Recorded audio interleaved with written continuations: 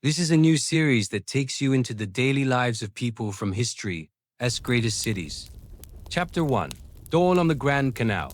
Dawn breaks over the Grand Canal in Venice, 1478. The rhythmic slap of water on wood and the creak of taut mooring ropes blend with the bleating of sheep and the distant cawing of crows. Sleepily, a young man named Matteo pushes himself upright on his haunches, shivering in the chill morning air.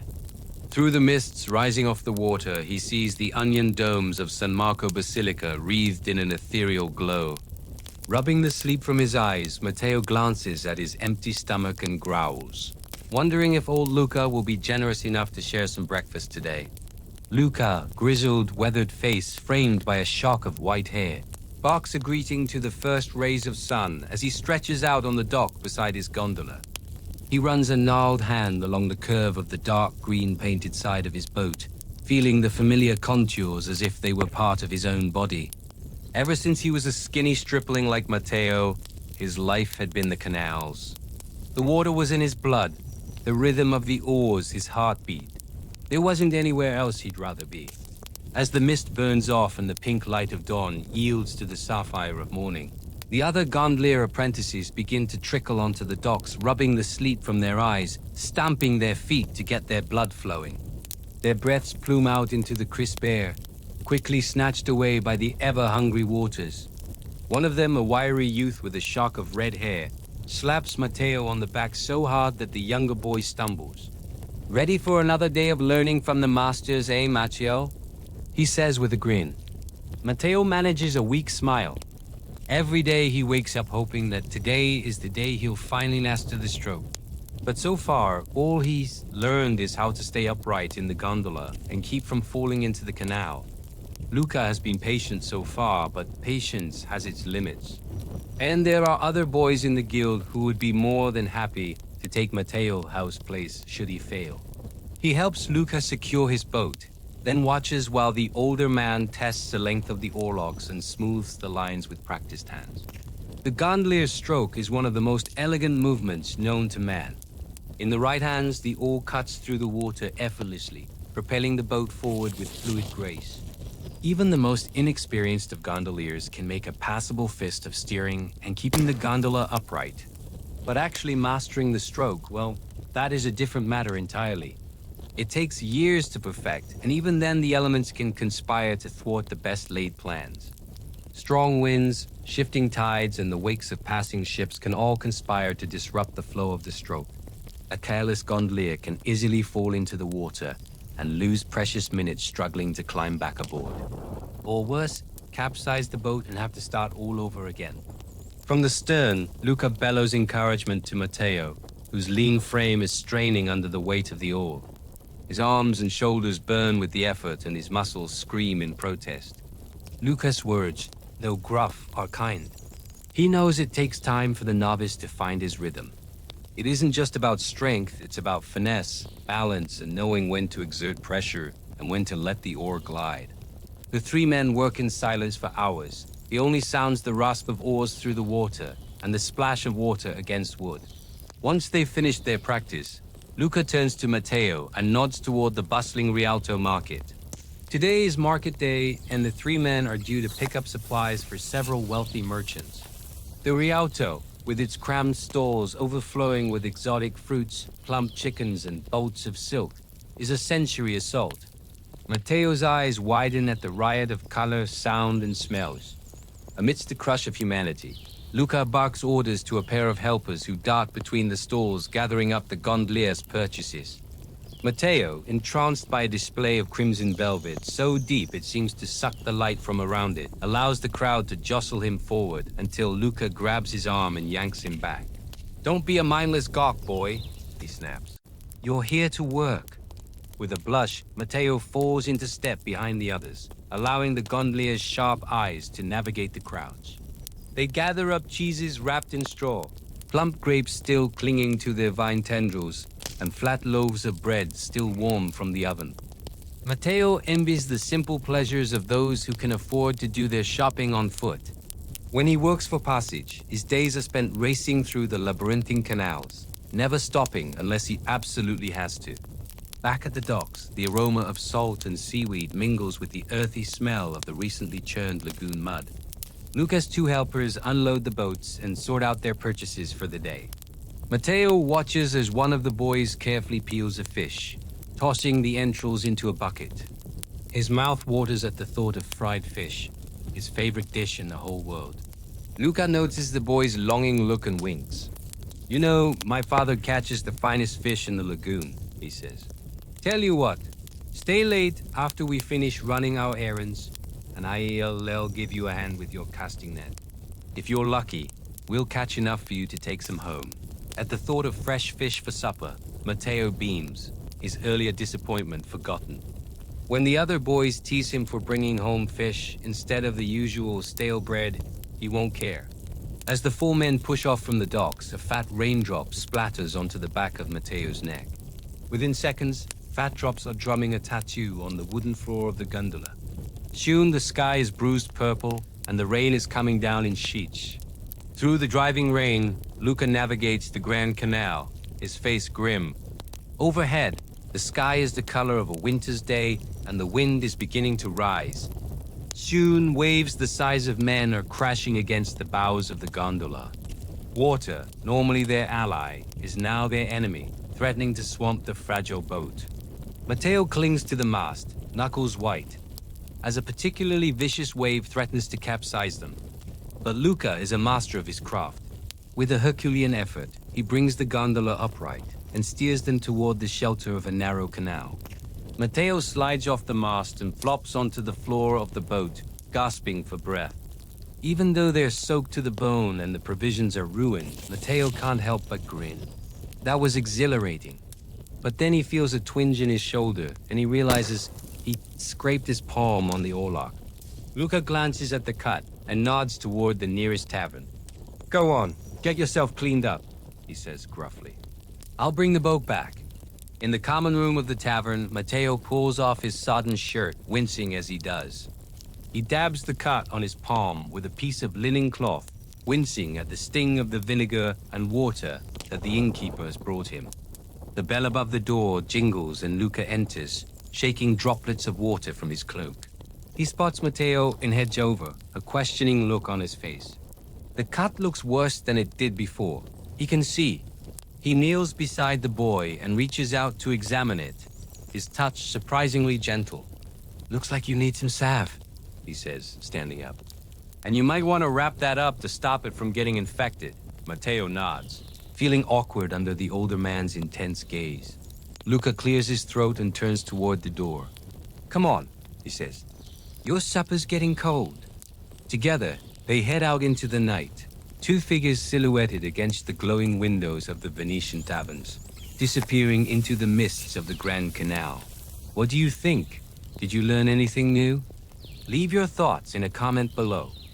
With so much to do before collecting our first fare, we might be tempted to skip the morning ablutions and head straight to the basin. After all, we're men of the water, not the privy. But appearances matter, especially when you're a gondolier, because we are the face of Venice. So it's back to the bathroom for a quick wash before getting down to business. Now that we're fresh and clean, we dress in our finest clothes, don our hats, grab our poles, and make our way to the canal. Our first order of business is to get the G-gondola ready for the day. We polish the brass until it gleams in the morning light. Check the oarlocks to make sure they're secure. Then give the rudder a final coat of paint. Once we've given the gondola the once-over, it's time to get out onto the water. But before we collect our first fare, we stop for a quick prayer at the nearby church of Santa Maria della Casereta. Inside, we whisper a prayer to St. Nicholas, patron of sailors, asking for his blessing on our work for the day. With our devotions done, we return to the boat and prepare to set off for another busy day on the canals. For a closer look at how 15th century Venetian gondoliers made their living, check out the series in the description below. You'll get to know these guys pretty well by the end of the series. In fact, you might even consider them your friends. And they'll introduce you to all aspects of life in Renaissance Venice. In this episode, we'll follow them around for a typical day on the job. But first, let's take a moment to get acquainted with the crew.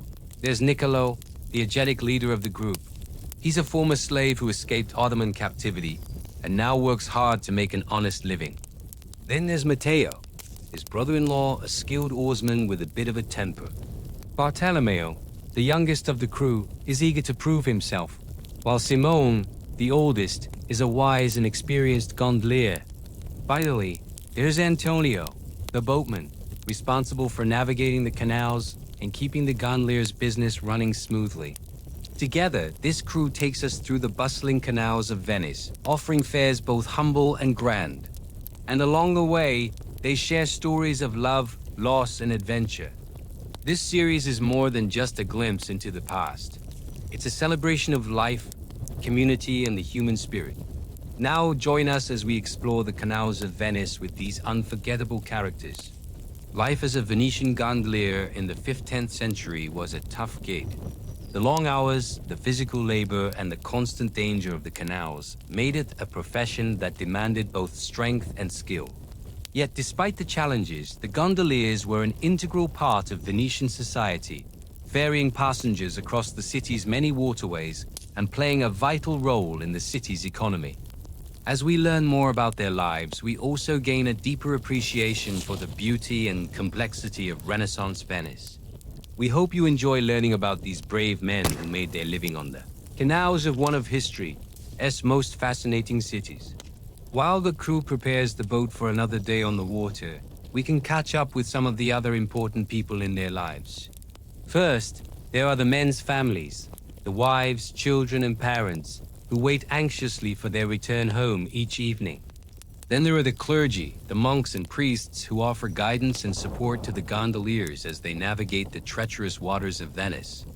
And finally, there are the wealthy merchants and nobles who rely on the gondoliers to transport them safely through the canals, often in lavishly decorated boats. These men's lives were not just filled with hard work and danger, but also with community and faith. Each evening as the sun sets over the Venetian horizon, the gondoliers return home to their families, sharing stories of their day on the water and finding solace in the love of their families. They also found strength in their faith, turning to God for guidance and protection as they faced the challenges of their daily lives. Throughout the series, we'll see how these men's personal lives intersect with their work on the canals, creating a rich and nuanced portrait of life in Renaissance Venice. As the sun rises over the Venetian horizon, the gondoliers prepare to start their workday. They polish their boats, check their equipment, and say a prayer for safe travels. Their day will be filled with hard work as they navigate the crowded canals and transport passengers to their destinations. But the gondoliers are up to the task. They are skilled oarsmen and their boats are well maintained. Plus, they have each other to help them through the tough times. As they set off down the canal, we can see the teamwork and camaraderie that makes these men more than just co-workers. They are a brotherhood bound together by their work and their faith. They trust each other to keep the boat on course and to help them through any obstacles that come their way. Now, this trust is hard-won. These men have worked together for years, and they know each other's strengths and weaknesses. They know how to work together to achieve a common goal. This trust is essential for their survival. When they're out on the water, they need to be able to rely on each other completely. If one person makes a mistake, it could cost them dearly. But they know that they can count on each other to pick up the slack if needed. Their faith is also a source of strength for the gondoliers. They are devout Christians, and they believe that God is watching over them as they work. They pray for guidance and protection before starting their day, and they know that they can turn to God for help when things get tough. This faith gives them hope in the darkest of times and helps them to keep going when they want to give up. Over the course of the series, we'll see how the gondoliers' faith and their relationships with each other help them to overcome the toughest challenges that Venice can throw at them. Whether they're dealing with angry passengers, bad weather, or the constant threat of poverty, these men know that they can rely on each other and their faith to see them through. As the gondoliers work to transport their first passenger of the day, we can see the importance of their job to the city of Venice. Venice was a bustling hub of activity during the 15th century, and the gondoliers were vital to its economy. They ferried passengers and goods throughout the city, helping to keep commerce flowing. Their boats were a common sight on the canals, and they played an integral role in the daily life of Venice. In addition to their economic importance, the gondoliers also played a key role in Venice's social structure. They were often the only way that people could travel throughout the city, and they had to interact with all levels of Venetian society. This meant that they had to be careful to maintain a good reputation, as word of a gondolier's behavior could spread quickly throughout Venice. The gondoliers were judged not only by their work, but also by their conduct on and off the water. We'll explore the social dynamics of Venice and how the gondoliers fit into the city's hierarchy. We'll see how they interacted with the wealthy merchants, powerful nobles, and ordinary citizens who made up Venetian society. And we'll see how their work as gondoliers shaped their place in Venetian culture. Now let's continue following the gondoliers as they navigate the canals of Venice. As the men work to transport their passenger, we can see the skill and precision required to navigate the city's waterways. The canals of Venice were a busy thoroughfare, and the gondoliers had to be able to maneuver their boats through narrow passages and crowded waterways. They had to be able to read the water and predict the currents, as well as keep an eye out for other boats and obstacles. The gondoliers used a combination of their oars and poles to steer their boats, and they had to be strong and coordinated to keep up a steady pace. They also had to be patient and calm under pressure, as delays and accidents were common on the canals. The gondoliers were not just boatmen, they were skilled mariners who played a critical role in the transportation network of Venice. Over the course of the series, we'll see how their skills and expertise were tested as they navigated the challenges of Venetian waterways. We'll see how they dealt with everything from sudden storms to collisions with other vessels, all while keeping their passengers safe and sound. The Venetian economy was driven by trade and commerce, and the gondoliers were right in the middle of it. They transported merchants and their goods throughout the city, helping to keep the wheels of industry turning. They also carried passengers to and from the bustling Rialto market, where the exchange of goods and services was constant. The gondoliers were privy to the latest news and gossip, and they were often the first to hear about new developments in the world of Venetian trade. This meant that they had a unique perspective on the city and its people, and they were able to get a sense of how the winds of change were blowing. The Venetian economy was also closely tied to the fortunes of the powerful merchant families who dominated Venetian politics. The gondoliers often ferried these families and their guests to and from important events and meetings, and they were able to observe the inner workings of Venetian society firsthand. Over the course of the series, we'll see how the gondoliers' work intersected with the political and economic power struggles that shaped Venetian society. We'll see how they were affected by the rise and fall of powerful families, and how they played a small part in the machinations of Venetian politics. Gondoliers also played a vital role in the defense of Venice. During times of war, they were responsible for transporting soldiers and supplies throughout the city and to the battlefront. Their boats were often used to move troops quickly and efficiently, and their knowledge of the canals was critical to the success of military operations. The gondoliers were also involved in the defense of Venice against invaders, and they were trained to fight on the water and on land. When Venice was under attack, the gondoliers were called upon to defend the city with their lives. Over the course of the series, we'll see how the gondoliers' role in Venetian defense evolved over time. We'll see how they adapted to new technologies and tactics, and how they played a crucial role in protecting Venice from its enemies. Now, let's keep following the gondoliers as they continue their workday on the canals of Venice. Along the way, we'll learn more about their lives, their work, and the challenges they faced in 15th century Venice. Don't miss out on this unique glimpse into history. Watch the series today. It's 1496 in Venice, Italy. You're the son of a famous gondolier family, and your father has just passed away, leaving you his gondola and his position as one of the most sought-after gondoliers in all of Venice. Congratulations! Your first order is from an elderly bishop who wants to be taken to the Doge's palace for the weekly audience with the Doge. Hurry up.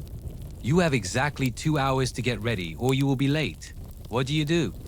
Welcome back to the series where history comes alive through immersive storytelling. Join us as we bring you the sights, sounds, and stories of the past like you've never experienced before. In this episode, we explore the life of a Venetian gondolier during the Renaissance. And if you'd like to join the adventure, click the link above to get started. As dawn breaks over the Venetian lagoon, the gentle lapping of water against gondola hulls provides the soundtrack to an age-old ritual. Gondoliers, those who steer and row the iconic Venetian boats, awaken before sunrise, first to greet the day. Today we follow the routine of Matteo, a young man whose father has recently passed away, leaving him the family gondola and the responsibility of maintaining their good name. Donning a simple cotton shirt and linen trousers, Matteo reveals muscular legs and torso honed by years of labor on the lagoon. His straw hat, a symbol of his trade, is secured by a red and blue ribbon, mirroring the colors of the lagoon at twilight. Leather slippers protect his feet as he prepares for another day of ferrying passengers across the water. But today is no ordinary day. It is market day, and the Bishop of Verona has summoned a gondolier to transport him to the Doge's palace for the weekly audience with the most powerful man in Venice. The bishop has requested the best gondolier money can buy, which is why he sent two men ahead to secure the services of Matteo, whose late father had been renowned for his skills. Time is of the essence. With only 2 hours to prepare, Matteo wastes not a moment. He knows the honor bestowed upon him by the bishop is not just for him, but for his late father's legacy as well. He carefully polishes the family crest, a golden rooster atop a shield which adorns the bowsprit of the gondola. A rooster was chosen as a crest because of its association with vigilance and the heraldic term for wakefulness, according to the Encyclopedia of Heraldry.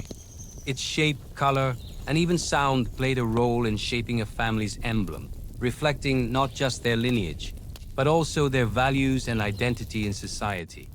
For the Dandolo family, the rooster symbolized unwavering watchfulness, a testament to their dedication to serving Venice with diligence and preparedness, much like the meticulous care with which they maintain their boats. But being on time is not enough.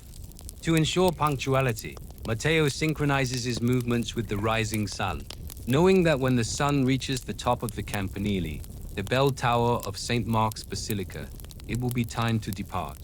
Once the preparations are complete, Matteo pushes off from the riva, the Venetian word for bank or shore, and glides into the heart of Venice. As the gondola moves through the labyrinthine canals, Matteo expertly navigates the tight spaces between buildings, showcasing the voga alla veneta, the unique rowing style that Venetian gondoliers have perfected. This technique, born out of necessity due to the shallow waters in Venice, allows the gondolier to stand while rowing, standing up in the stern of the boat and steering with a long pole called a forcula. This pole rests on a pivot in the center of the gondola and acts as a rudder, enabling Matteo to maneuver the narrow canals with grace. His skill is evident as he leans into the turns, his body a counterbalance to the gondola's momentum. The oar dance begins. With the power of his legs, Matteo propels the gondola forward. His strong thighs drive his knees upward in a circular motion, pulling the oar through the water with fluid efficiency. Each stroke is a testament to years of practice, each movement economical and precise. Unlike Roman rowers who faced punishment for missing a stroke, Venetian gondoliers were renowned for their rhythmic precision, a hallmark of the voga alla veneta. They didn't just row, they danced on the water, their bodies swaying in harmony with the gondola's motion. Luca, Matteo's apprentice, watches intently. At just 14 years old, he's eager to master the art of the oar dance, but he understands the importance of timing and rhythm. Posture, too, is crucial. Luca observes how Matteo stands tall, his shoulders square, ensuring maximum leverage. The gondolier's stance, a perfect fusion of strength and balance, allows him to pull with his legs while keeping his torso stable, minimizing wasted energy. Luca pays attention to every detail, memorizing the subtle shifts in weight distribution, the delicate balance between standing tall and bending low, all of which contribute to the efficiency and grace of the Venetian rowing style. While speed is essential, the vaporetto must remain steady. Passengers, especially the esteemed bishop, need comfort, not jolts. Thus, Matteo doesn't just row. He orchestrates a symphony of controlled movements. Every stroke is a step in a grand dance, every lean and twist a gesture in a silent ballet. He sways his hips, shifting his weight subtly, ensuring the boat remains level despite the uneven distribution of his body weight. This controlled undulation, this absorption of impact, is the hallmark of a true maestro, a master gondolier. Luca recognizes that mastering the oar dance isn't just about leg strength or endurance. It's about harmony, a harmonious blend of mind and muscle, of balance and control. The rhythm of the oars dipping and rising mirrors the heartbeat of Venice itself, a steady pulse that drives the city's lifeblood through its watery veins. Understanding this rhythm, Luca realizes, is key to becoming a true Venetian gondolier. It's more than a rowing technique. It's an art form, a testament to human resilience and adaptability, and a vital part of Venice's soul. As Matteo expertly guides the gondola towards the piazza, the main square in front of the Doge's palace, the full weight of his responsibility settles upon him. The bishop, an important figure in Venetian society, is counting on Matteo to arrive in time for his audience with the Doge. Any delay could disrupt the schedule, causing a ripple effect that could inconvenience other important figures. The pressure is immense, but Matteo's focus remains unwavering. With the rhythmic strokes of his oars, he keeps the gondola moving steadily towards its destination. The towering walls of the palace come into view, a silent testament to Venice's political power. As Matteo approaches the landing spot, he slows the boat, preparing to disembark the bishop. With a final flourish, he maneuvers the gondola, bringing it to a stop alongside the palace. Stepping out, he offers the bishop a hand, helping him to leave the boat with dignity and ease. The bishop, impressed by Matteo's skill and punctuality, bestows upon him a generous tip, an acknowledgement of the gondolier's hard work and dedication. Matteo, bowing his head in respect, accepts the gift, his heart filled with gratitude and pride. He knows that the honor given to him is not just for himself, but for all the gondoliers who have kept Venice afloat for generations. As the bishop makes his way to the palace, Matteo turns to his apprentice Luca, a hint of a smile gracing his lips. The day's work is done for now, but Matteo's guidance of Luca is far from over. There's much more to being a gondolier than just rowing. Navigating the canals, reading the tides, knowing the city's secrets, and ensuring the safety of passengers all demand skill and experience. And so, under the watchful eye of the setting sun, Matteo begins his apprenticeship, weaving tales of Venice through its watery streets. As the stars begin to pepper the night sky, Matteo and Luca return home, their gondola gliding silently through the moonlit canals. It has been a day of challenges and triumphs, of honoring tradition and embracing change. The art of the oar dance has been passed on. The legacy of the Dandolo family continues, and the spirit of Venice, forever intertwined with the rhythm of the oars, echoes through the ages. Thank you for joining us on this journey through time. If you enjoyed this episode, be sure to stay tuned for more historical adventures. Don't forget to subscribe and leave your feedback below. Together, let's keep the stories alive. In this series, we explore the history, culture, and daily life of Venice during the Renaissance through the eyes of Matteo, an ordinary Venetian gondolier in the year 1492. Now back to the story. For the previous 3 chapters, we've been setting up Matteo's world, his life as a gondolier, the details of his work, his long days spent rowing the canals of Venice. In this chapter, I want to move away from Matteo for a little bit and talk about the passengers that he carries, because that is going to be key to this whole story and also key to understanding Venetian culture and politics in the Renaissance. Gondoliers like Matteo carried all kinds of passengers, from merchants to nobles and even lovers. But it wasn't just their social status that made them unique. Each passenger came with their own stories, their own secrets and intrigues that added a layer of complexity to Matteo's job. You see, gondoliers weren't just boat drivers. They were also confidants, witnesses to the inner workings of Venetian society. The secrets they heard could make or break reputations, influence political decisions, and sometimes even cost lives. One day, while ferrying a group of merchants along the Grand Canal, Matteo overheard snippets of conversation hinting at a plot against the recently elected Doge.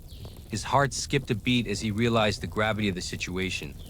These merchants, prominent figures in Venetian trade, were plotting to dethrone the new Doge and replace him with someone more favorable to their interests. Now, you might be thinking, wait a minute, isn't Venice a republic? How can a small group of merchants just decide to replace the Doge? Well, yes, Venice was a republic, but not in the modern sense of the word. The Doge, while considered the head of state, was more like a figurehead. The real power lay with the Great Council, a body comprising of around 1,000 Venetian nobles. They controlled the election of the Doge and had the authority to make significant political decisions. But the Doge had quite a bit of power too. He commanded the military, controlled foreign policy, and appointed key officials. Plus, he didn't get elected by the people. Instead, the Doge was elected by the members of the Great Council. So, if a group of influential merchants banded together, it would be pretty easy for them to swing the election in favor of their candidate.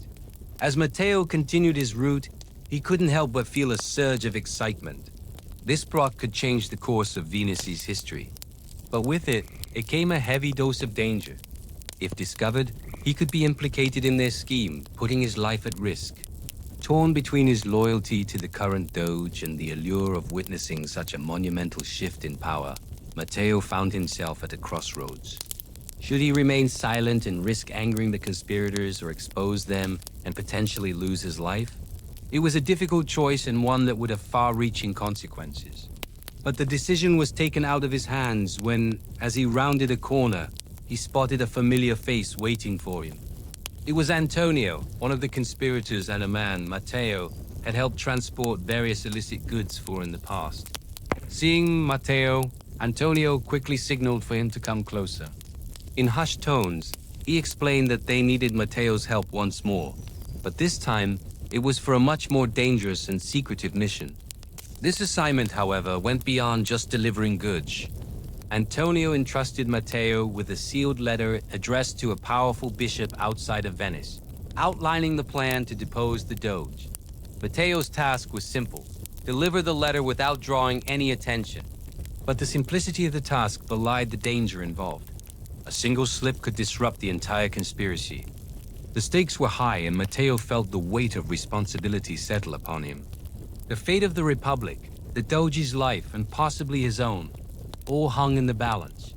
As Matteo prepared to depart, Antonio pressed a small pouch into his hand. "For your discretion," he whispered. With that cryptic message, Matteo set off into the labyrinthine canals, the sealed letter clutched tightly in his hand. He knew that if anyone, including his fellow gondoliers, got wind of what he was carrying, he might be in trouble. The letter could ignite a deadly game of cat and mouse, and he needed to stay one step ahead. Days turned into weeks as Matteo carefully navigated the treacherous waters both physically and politically.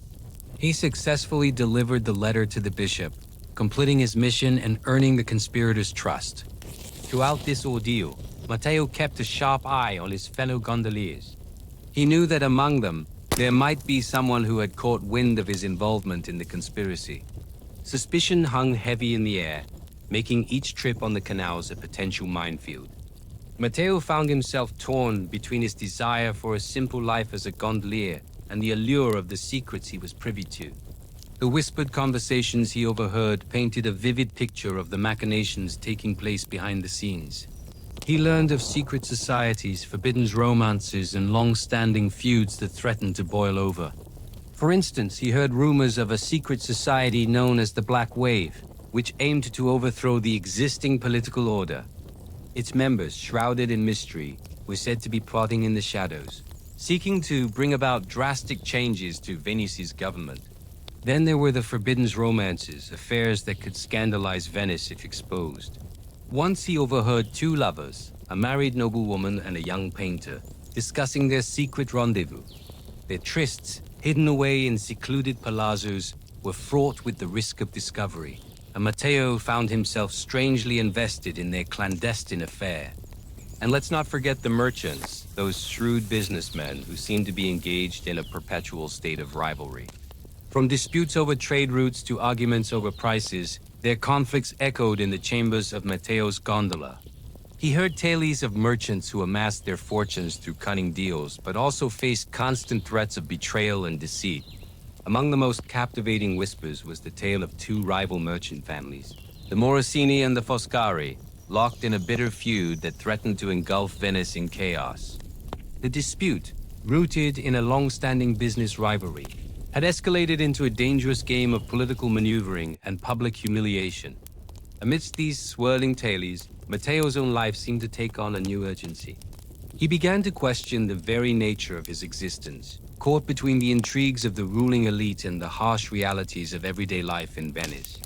His world, once filled with the simple rhythm of the oars through the water, now reverberated with the secrets of the powerful. As a gondolier, he was uniquely positioned to witness the intricacies of Venetian life, but this vantage point came at a cost. Matteo was constantly on edge, fearing that the secrets he carried could be his undoing. Every whispered conversation, every furtive glance, every hurried message entrusted to him was a reminder of the precarious situation he inhabited. He found solace only in the familiar faces of his family and friends, those who offered him moments of respite from the tumultuous world he inhabited. Yet even they couldn't fully shield him from the pervasive sense of danger that had become his constant companion.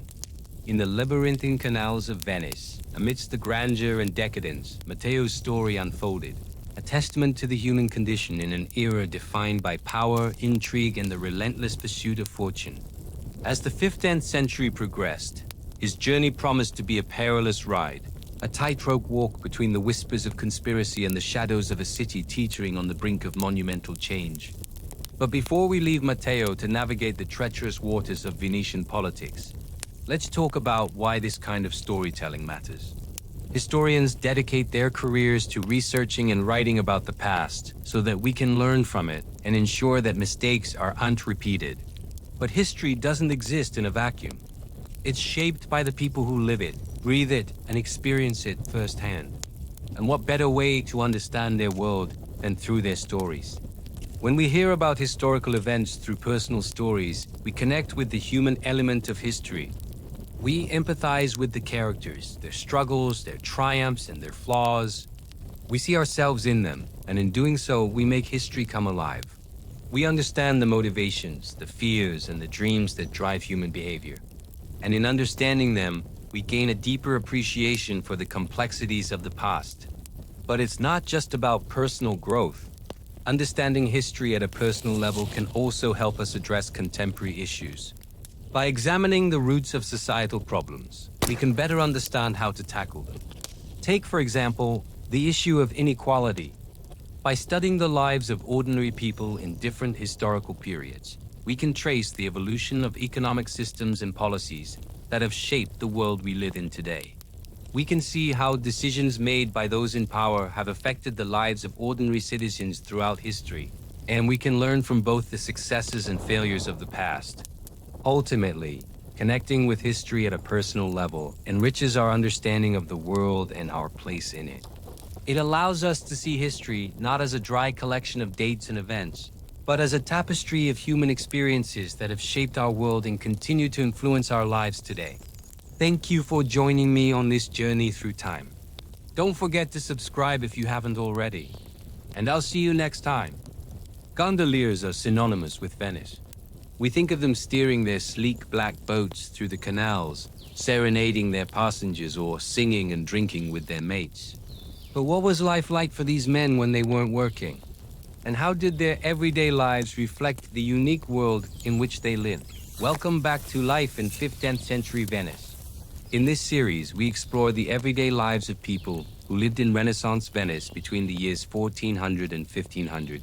If you enjoy learning about history, make sure to subscribe so you don't miss out on any episodes. Today, we're looking at what life was like for gondoliers in 15th century Venice. So grab a glass of wine, pour yourself a cup of coffee, and get ready to travel back in time. It's midday.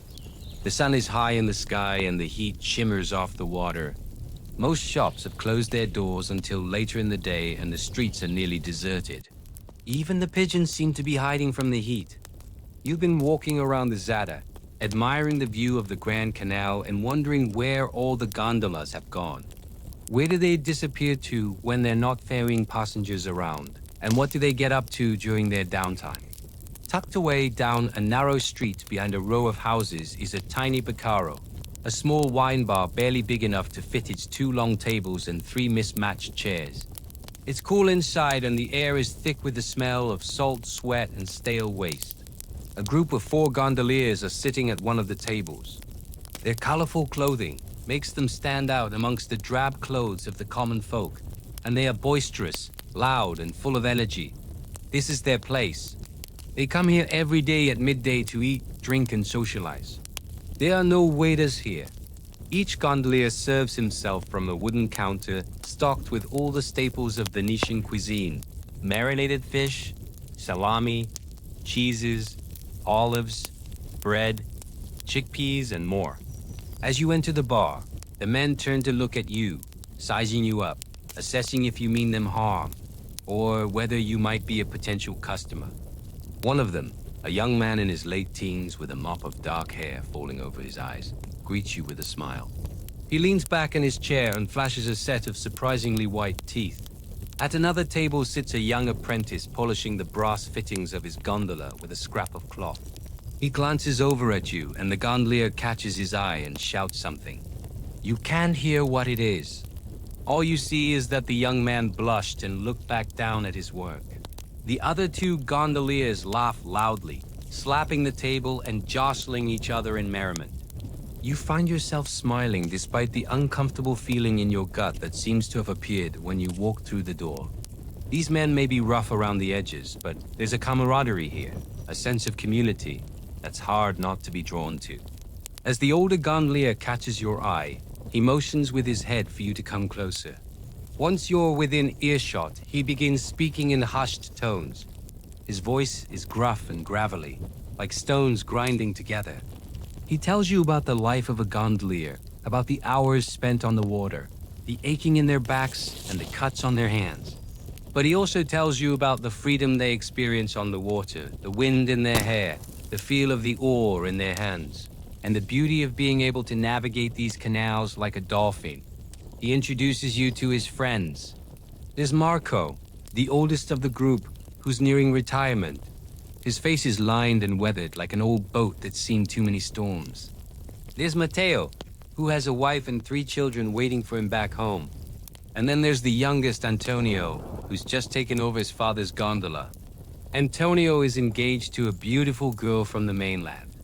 He tells you about how he hopes one day she'll be able to look past the grime and smell of his profession and see the beauty in it just as he does. They tell you stories about famous gondoliers and rivalries that have lasted for years. About how gondoliers will sometimes purposely take longer routes, all in the name of making their rivals lose money. They talk about the importance of knowing the canals like the back of your hand, because if you know shortcuts and hidden pathways, you can make more money by taking passengers quicker than anyone else. You listen intently, hanging on every word they say. You ask questions and they answer, happy to share their stories with a captive audience. For an hour, you forget about everything else going on in the world. You're simply here in this tiny Bacaro, listening to these men, learning about their lives. When the conversation turns to teasing Antonio, one of them grabs a crusty piece of bread and flicks it towards him. The other gondoliers erupt into laughter, slapping their knees. Antonio swats at them, trying to grab the bread. He ends up missing and knocking over a glass of wine instead. Matteo, the married one, lets out a loud whistle. Cicchetti and red wine, he says, raising his glass. What could be better on a hot summer's day? And you have to agree, it's true. What could be better than this? Being here, hearing their stories and laughter, sipping on mediocre wine and eating dried fish. This moment is perfect, and you wouldn't trade it for anything. But you're jolted out of your thoughts by a sudden commotion outside. Shouts and angry words being yelled, followed by the sound of breaking glass. One of the gondoliers stands up, wipes his hands on his apron and walks to the door. Looks like someone's in trouble, he says with a smirk. You follow his gaze to the window and see a group of men gathered outside, pointing and laughing at something on the ground. Curious, you push past the gondolier and step out into the hallway. People quickly part for you, as you're a foreigner and they don't want to get in your way. From where you're standing, you can't see what's happening. So you push your way to the front of the crowd. As you round the corner, you come face to face with one of the gondoliers. You recognize him instantly. It's Antonio. He's lying on the ground next to his overturned gondola, and his face is stained with blood. Surrounding him are three men, each holding an oar-like weapon. The men are laughing, and one of them is dancing around on Antonio's gondola, singing some bawdy song. The gondolier you were talking to earlier steps forward. "Get off our Antonio, you dogs," he shouts, pushing at the man in the gondola. The man loses his balance and falls into the canal with a splash. The gondolier helps Antonio to his feet, and the other gondoliers join them, forming a protective circle around the injured man. "Come on, let's get you home," says the gondolier, putting an arm around Antonio's shoulder. You watch as they help him to his feet. His head is hanging down, and you can't see his face, but you can hear the pain in his voice as he says, "I'm fine. I can walk." Once they've helped Antonio around the corner and out of sight, the other gondoliers turn back to the canal, their faces dark with anger. The gondolier who was dancing in the gondola has pulled himself out and is dusting himself off. He meets the angry glares of the gondoliers and smiles, showing off a gold tooth. "Just a little friendly competition," he says, feigning innocence. "No need to be angry." "Friendly competition," growls the gondolier, spitting on the ground. "He nearly took an oar to the head." The man shrugs. "It's just a little banter. Lighten up, eh?" But the gondoliers aren't having it. They surround the man, their oars held high, ready to strike. He looks around at them, a wild look on his face. Hey, calm down. I didn't mean for it to come to this." "Then leave," says the gondolier, stepping forward. "Leave now and don't ever come back." The man hesitates, then slowly backs away. The gondoliers watch him go, their bodies tense. Once he's out of sight, they relax and begin talking amongst themselves, planning their afternoon shifts and arguing about who knows the best route through the canals. One of them notices you watching them and beckons you over. "Don't let it upset you," he says, "seeing the troubled look on your face. We all have our problems, that's all. But we always look after our own. Now, are you enjoying your time here in Venice? Have you found it interesting?" You nod, still feeling a bit uneasy, but reassured by the kindness of strangers. If you enjoyed this episode, check out the playlist for more videos about 15th century Venice. New episodes are released every week. This is a Venetian gondolier. He's a waterman, which means he works on the canals and is an expert at handling the gondola, steering it through narrow passes between the many arches of Venice. Though these days, there are no longer any gondolas gliding through the Grand Canal or even used as taxis like they once were. These days, they're mostly used for tourism. But back then, this was how people got around. They were like Ubers. You could hail them from pretty much anywhere along the canal. And if you didn't have enough money to pay for a full gondola ride, you could just jump into the back and share it with others headed in the same direction. Just like riding the subway in New York City, except in Venice, they don't have subways. So instead, they have these. During the time period when our story takes place, the year is 1477, and we find ourselves in the middle of Carnival. It's the most exciting time of the year in Venice because during this time, everyone is allowed to wear masks and do whatever they want. In fact, even though the plague has been mostly contained, life has gone back to normal here in Venice. The streets are packed with people from all walks of life, all dressed up in costumes and covered in paint. The air is filled with music and laughter. Everything is going great until, of course, the main character of our story enters. His name is Matteo, but he goes by the nickname Gatto, which means cat in Italian. And his face, well, it's not exactly what you would call handsome. He's got a long neck and big ears that stick out like those of a cat. And his face is pale and wrinkled, with two beady little eyes that seem to stare right through you. When you hear him talk, it sounds like someone is dragging a comb over sandpaper.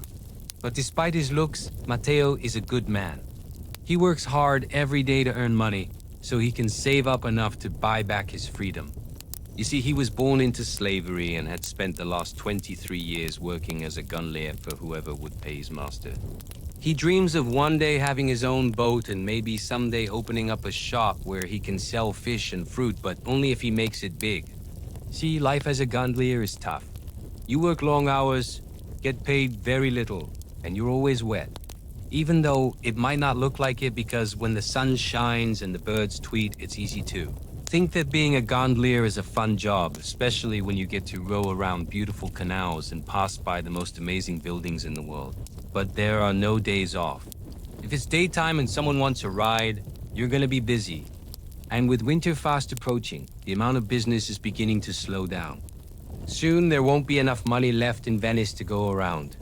And unless Matteo can come up with a plan to make enough money to live comfortably for the winter, he and his family will probably die.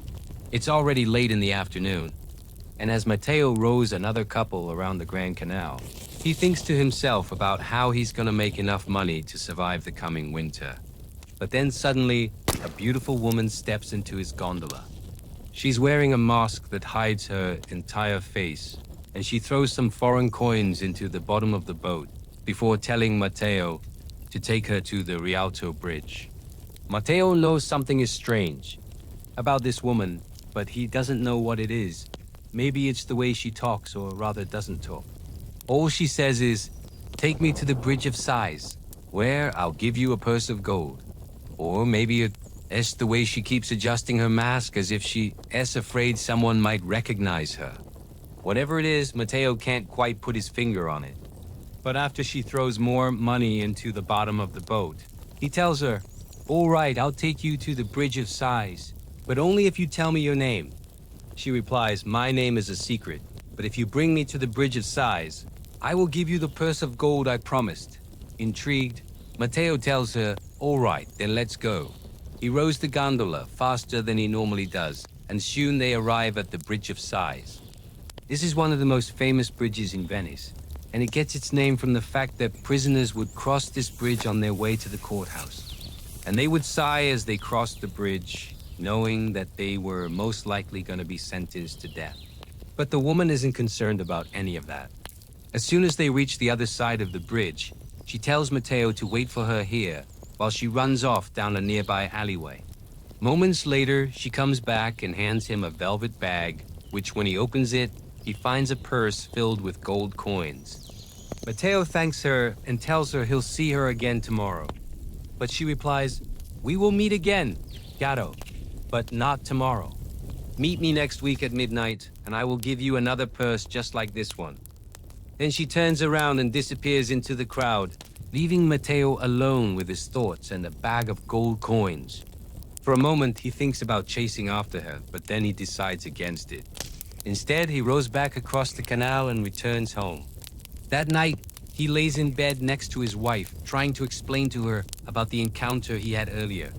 But she cuts him off and says, "You should be honored. A woman chose you out of all the men in Venice to give you her secrets. What more could you ask for?" Matteo thinks about this for a moment, and then he asks, "Could you please stop talking now? I'm exhausted and need to sleep." And she does, but not before nudging him and whispering, "Don't forget what you promised." Now, at first, Matteo doesn't remember making any promises. But then it hits him. The purse of gold that she gave him earlier, it wasn't Venetian currency. In fact, he didn't recognize the coins at all. And that's when he remembers her saying, "Meet me next week at midnight, and I will give you another purse just like this one." At the time, he thought she was offering him a chance to double his money. But now that he thinks about it, she could have just as easily demanded the money back. Clearly, this woman holds all the cards. And if he doesn't give her what she wants, she will take back the money and ruin him. It's been 6 days since Matteo met the woman in the gondola, and each day he's thought more and more about what she could possibly want from him. He's tried everything he can think of, but nothing seems to fit. Food, money, power. What could she possibly want that he could give her? But then it hits him. She said she wanted to meet him at midnight.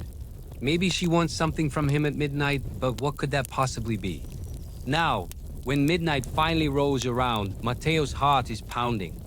He pulls on a dark hooded cloak and grabs a small lantern just in case. Then he runs out the front door and sprints as fast as he can to the Bridge of Sighs. As he runs, he tries to calm his breathing, but it's no use. By the time he reaches the bridge, he's completely drenched in sweat. And when he looks around to see if anyone followed him, he notices a figure standing on the other side of the bridge. It's the woman, and she's gesturing for him to come closer. Matteo hesitates for a moment, but then he crosses the bridge and approaches her.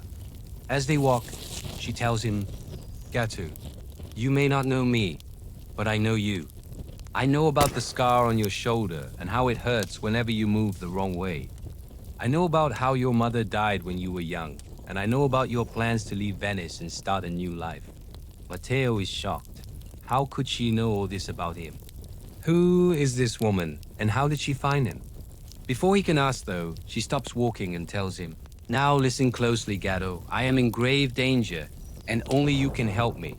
She pauses for a moment, then continues, "I am the daughter of the Doge, and if my father knew I was here, I would be thrown into the canal without a second thought." Now, Matteo knows he shouldn't believe her, but he's desperate for money, and this could be his chance to get it. Plus, he's always wanted to be a hero too. So he nods his head and tells her, "What do you need me to do?" The woman smiles and whispers, "Good. Meet me here every night for the next 2 weeks. And each night I will give you a purse of gold, just like the ones I gave you before. In return, all I ask is that you keep me safe from my father's guards and help me escape Venice." Then she kisses him on the cheek, throws another purse into the bottom of the boat, and disappears into the shadows, leaving Matteo alone on the bridge with his thoughts and a bag of gold coins. We've said it before, and we'll say it again. Venice was a city built on water in the 15th century. And while its famous canals may have been filled with beautiful gondolas gliding through the blue waters, there was more than just fairy tales taking place within this watery maze. There were also secret routes used by smugglers and spies that only a few knew about.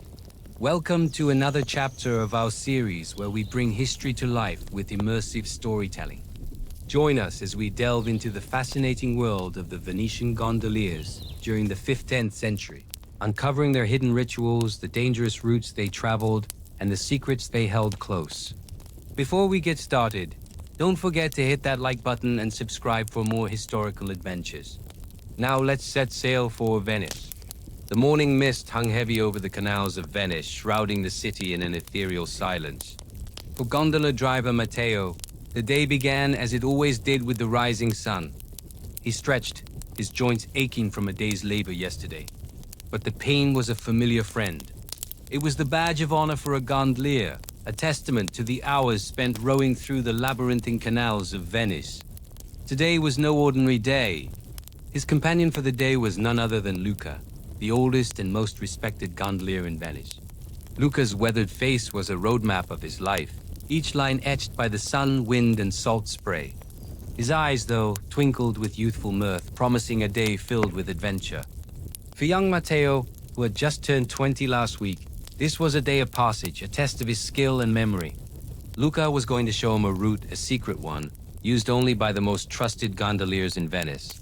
It was a rite of passage, a tradition that had been passed down through generations of gondoliers, ensuring that only those with the sharpest eyes and the best memory could navigate the hidden waterways of Venice. But why was he chosen? Matteo wasn't sure. Perhaps it was his quick reflexes when he rescued a cat from drowning last week, or maybe it was his uncanny ability to navigate the Grand Canal without a single wrong turn. Whatever the reason, he was both excited and nervous. As the first light of dawn touched the horizon, they set off. The familiar route to the Rialto market was abandoned in favor of a darker, narrower canal. They glided past silent palaces, their reflections distorted and fragmented on the still water. The air was heavy with the smell of salt and secrets. After what felt like hours, Luca stopped. "Here," he said, pointing to a narrow opening between two dilapidated houses. "We enter the secret route." The opening was almost hidden, like a secret entrance to a den of thieves. But once through, the canal opened up, revealing a waterway like no other. It was as if they had entered a different Venice. Here, the water was clear and sparkling, reflecting the azure sky above. Willows dipped their branches into the water, forming a natural tunnel overhead. The gondolier's song echoed softly, mingling with the murmur of the water, creating a melody that spoke of forgotten tales and hidden truths. This was the smuggler's route, a network of canals so well hidden that it was rumored to be known only to a handful of people. Smugglers and spies alike used this route, threading their way through the hidden waterways to evade the watchful eyes of Venice's sentinels. Luca began to sing, not a merry tune, but a low, haunting melody. Each note was precise, each pause calculated. This was the language of the water, a communication system that had evolved over the years. Other gondoliers would use similar melodies, but they were easily distinguishable. This was their song, their identity. Matteo listened intently, memorizing the rhythm and the pauses, for this was not a route that could be navigated with a map.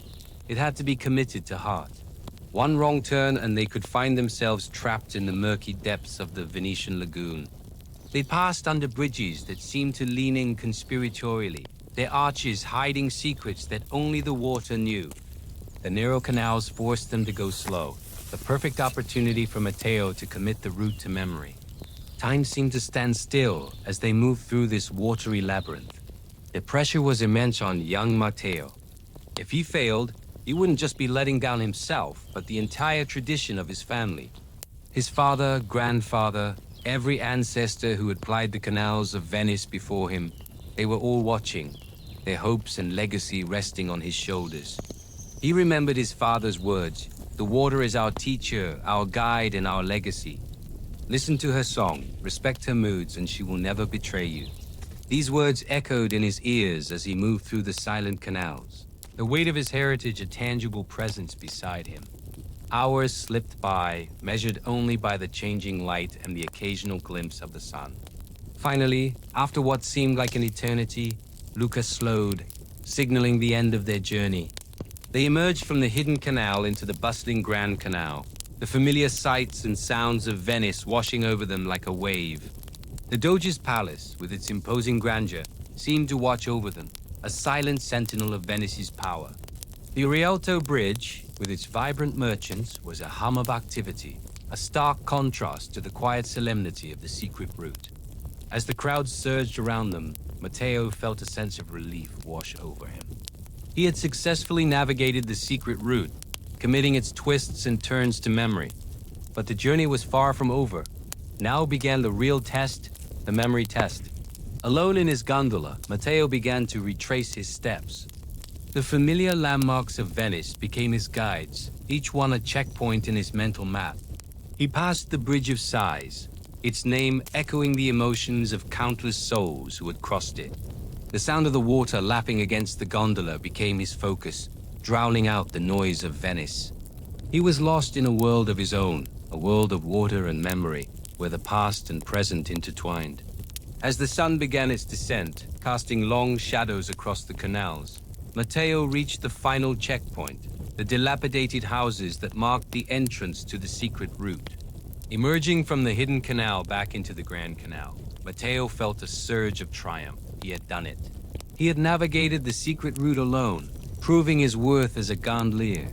The setting sun seemed to blaze in celebration, turning the canals into liquid gold. Word spread quickly through Venice, and by nightfall, Matteo found himself at the center of a crowd of gondoliers. Their faces, etched with admiration and respect, were lit by the glow of oil lamps suspended from poles. In the heart of the crowd stood Luca, his eyes twinkling with pride. "You have done well, Matteo," his voice boomed, echoing over the crowd. "You have the heart and memory of a true Venetian gondolier." And with that, Luca presented Matteo with a simple leather pouch.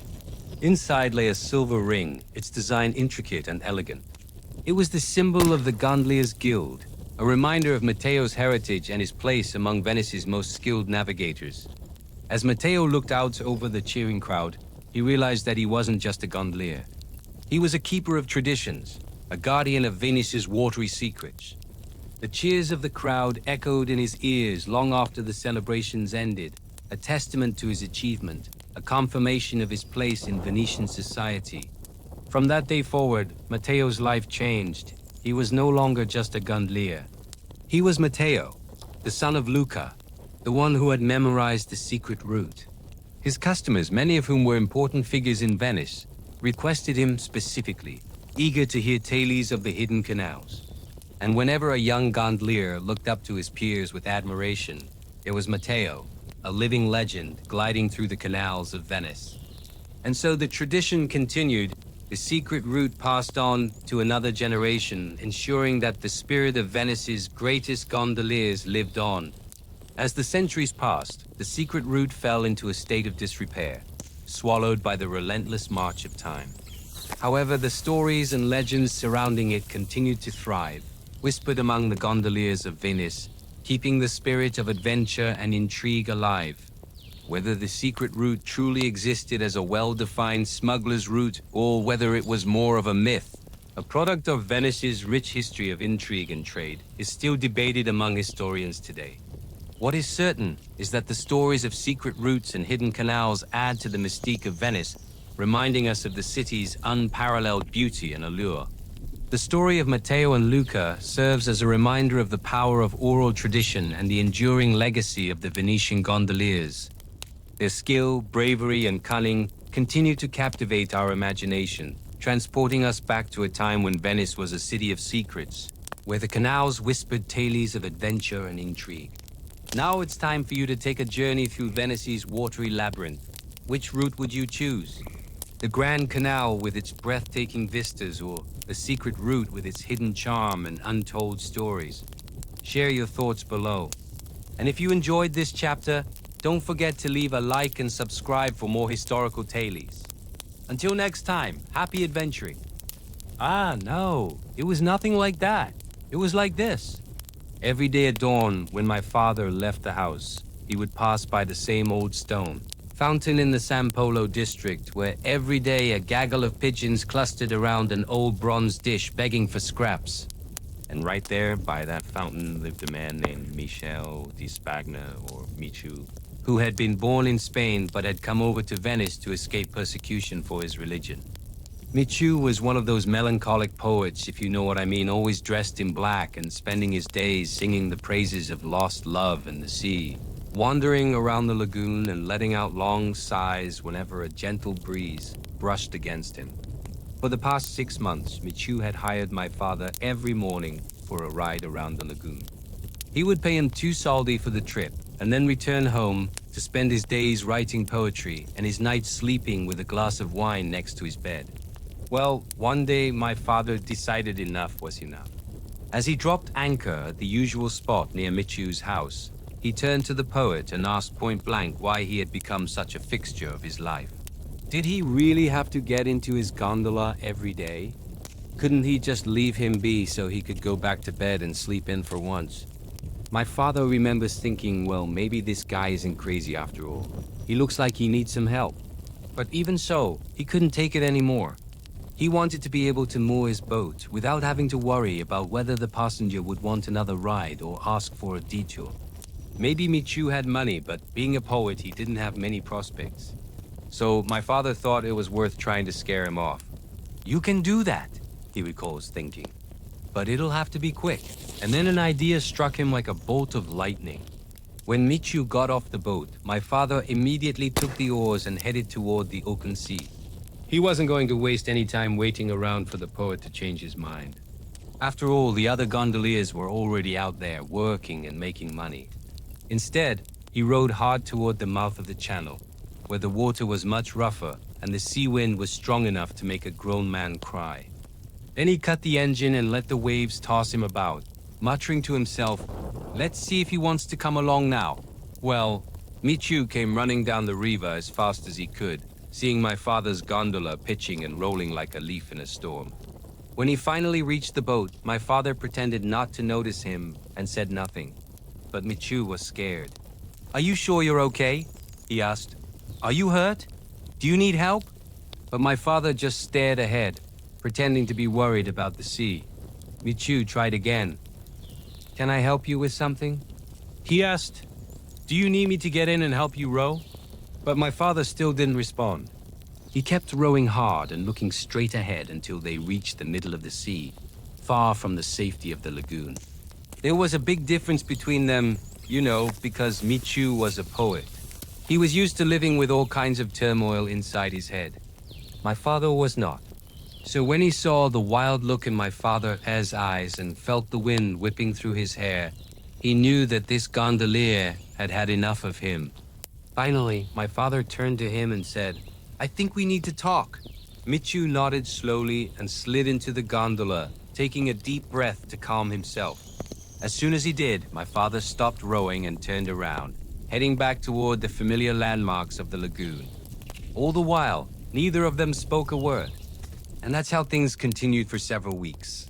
My father would pick up Michu every morning and take him on the same route around the lagoon. But now there was a different energy between them. Now, before they would pass by Tosello or the island of Malamocco, Michu would sit silently for a while, staring out at the open sea. My father noticed these moments and wondered what the poet was thinking about. He watched as Michu seemed to find comfort in the sound of the oars dipping into the water and the steady rhythm of their movement. At first it was just a hunch, but my father soon realized that Michu enjoyed riding in the gondola, not just as a way to get from one place to another, but as a way to experience the world around him in a new way. One afternoon, after passing by the island of Tocello, Michu suddenly broke the silence. "You know," he said quietly, "this is the most beautiful place in the world." My father looked at him in surprise and nodded slowly. He had never thought of Venice as beautiful. But then again, he had never really thought of anything as beautiful before. In fact, all he had ever known was the hard work and struggle of making a living as a gondolier. But as he looked around at the stunning scenery of the lagoon, the blue sky above, and the green islands below, he realized that maybe, just maybe, there was more to life than just work. Michu continued, "It's not just the mountains or the sea or the sky, but the way they all come together here, the way they all fit together like pieces of a puzzle. This is what makes Venice so beautiful." My father thought about this for a moment. He had never thought of Venice as anything more than a city, a place to make a living. But as he listened to the poet speak, he began to see it in a new light. He began to see the beauty that surrounded him every day, the beauty that he had never noticed before. From that day forward, something changed between them. They began to talk to each other, not just about the weather or the traffic, but about everything and nothing. They talked about the meaning of life and the purpose of art. They talked about the beauty of Venice and the pain of lost love. They talked about everything because they had nothing to do. You know, they had all this time, the stolen moment of freedom, and in that freedom, they found friendship. They found someone to share their thoughts and feelings with. They found someone who understood them in a way that no one else ever had. And so the gondola became more than just a means of transportation. It became a place of refuge, a place of solace, a place where two lonely souls could connect with each other. In the midst of the chaos and noise of Venice, they found peace in each other's company. In the midst of their busy lives, they found time to connect with each other. They found time to be human. In the end, it was a perfect match. The melancholic poet and the stoic gondolier, they may have come from different worlds, but they found common ground in their shared humanity. They found comfort in each other's presence, solace in their shared silence, and understanding in their quiet companionship. The gondola became their sanctuary, a place where they could escape the noise and chaos of the world and just be themselves. But you know, this is just a story after all. There are so many other stories to tell you about the gondoliers of Venice. If you'd like to hear more of them, please subscribe and stay tuned for more updates. Until then, remember to always appreciate the little things in life, the beauty that surrounds us every day, and the people who make life more bearable. The poet and the gondolier may have come from different worlds, but they found common ground in their shared humanity.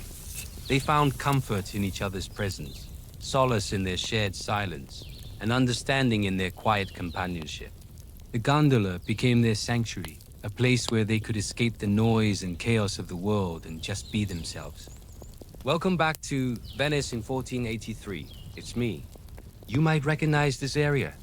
We were just here in chapter 8, but now it's nighttime and the day is done. The shops are shuttered up tight and the streets are empty except for the sound of night watchmen's bells. They ring out across the city to ward off evil spirits. So that's what they say. And the watchmen haven't even finished their rounds yet. Inside the house, Matteo has just gotten back from his day on the water. He's tired, dirty, and hungry, but he takes a moment to look at the pouch hanging from his belt. It's heavy and warm, which means the other gondoliers didn't complain about his singing today. That's good news.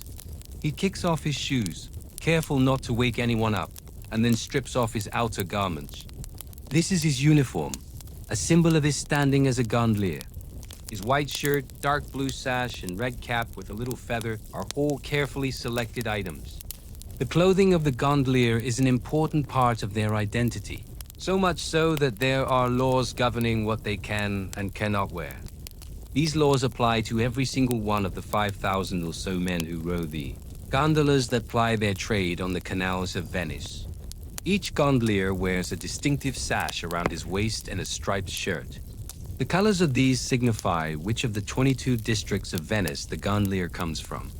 Every morning, before they set off to work, the men meet up with their fellow gondoliers in their assigned districts. These are called the sestieri, and each one is named for its defining landmark. In the San Polo district, where Matteo lives, the men will gather near the loggia of the Republic or the government. There they will check their boats and make sure everything is ready for the day. Then when they're satisfied, the men head down to the canal and climb into their gondolas. At this point, they put on their uniforms. Every gondolier must have a shirt made up of 8 vertical stripes, 4 wide and 4 narrow. The colors alternate between light and dark blue, and the width of the stripes depends on which sestiere the gondolier belongs to. They also all wear a green and red sash, but the exact shade of these colors varies from district to district. These help identify which crews belong to which districts, and are also used to show which crews are free and which are under contract to some other party. Gondoliers can be contracted out like any other commodity in Venice. Sometimes nobles will hire them to row them around the lagoon or take them on pleasure trips to Torcello or other islands. When a crew is hired out, they're forbidden to wear their regular sashes. Instead, they get a special one in the color of the party they're working for. This often causes problems because sometimes 2 nobles will hire the same crew and they end up wearing the wrong colors. Then fights break out and there are terrible scenes. This is why it is important for the men to be able to identify each other's crews by the color of their shirts. And if all this sounds like a lot to remember, well, it is. In fact, the government even published a book in 1479 explaining the different colors and what they mean. This was called the Quasimeo, or the Lenten Book, because it was written at a time when bright colors were forbidden. For a young man like Matteo, working his way up in the guild, knowing the rules is very important. A gondolier's uniform is a source of great pride for him. In particular, he shows the quality of cloth he's made from. A new gondolier would wear whatever he could afford, but once he becomes a full member of the guild, his shirts are made from the finest linen. The threads are colored with plant dyes like woad, a bluey-green dye made from the woad plant and saffron, a bright yellow dye made from the crocus flower. His blue and red sash, meanwhile, is made from silk, either from the east or from the looms of the Torcello monks. These fine materials are a sign of his success in life, and no one is more aware of this than Matteo's mother. She knows that her son is almost certainly going to get his first sash soon, the one that marks his admission into the Gondoliers Guild. This is such a big deal that she has taken the whole family to the opening match of the rowing season to see it happen. The scene is like nothing else in Venice. Thousands of gondolas fill the Grand Canal. The air is thick with salt spray and excitement. Matteo rows hard, trying to keep his gondola from tipping over in the rough waves created by the hundreds of oars that are slicing through the water. When the race is over, he climbs out of his boat, breathless and dripping wet. The crowds press in on him, and he feels a hand clap him on the shoulder. He turns to find a grizzled old gondolier grinning down at him. The man pulls out a purse and drops it into Matteo's hand. Then he winks and disappears into the crowd. Matteo looks down at the pouch in his hand. It's heavier than he thought it would be. He can feel the silk sash inside. It's a good weight, a good feel. This is the sign. He walks right past his parents and straight to a little shop with a tailor's sign hanging outside. The tailor knows what he's there for. He doesn't even ask. He reaches under the counter and pulls out a folded piece of crimson silk. Over the next few weeks, the tailor stitches it together, making sure it's just right. It takes a long time to get it perfect. Meanwhile, Matteo worries. What if it's not good enough? What if his mother is disappointed? Well, when it's finally done, he goes back to the shop and picks it up. It's better than he could have imagined. The colors are vibrant. The cloth is soft and supple. Matteo can hardly believe that he deserves something this fine. He thanks the tailor and runs home to show it to his mother. Now, for the big test, his mother looks it over, turning it this way and that, holding it up to the light to check the color.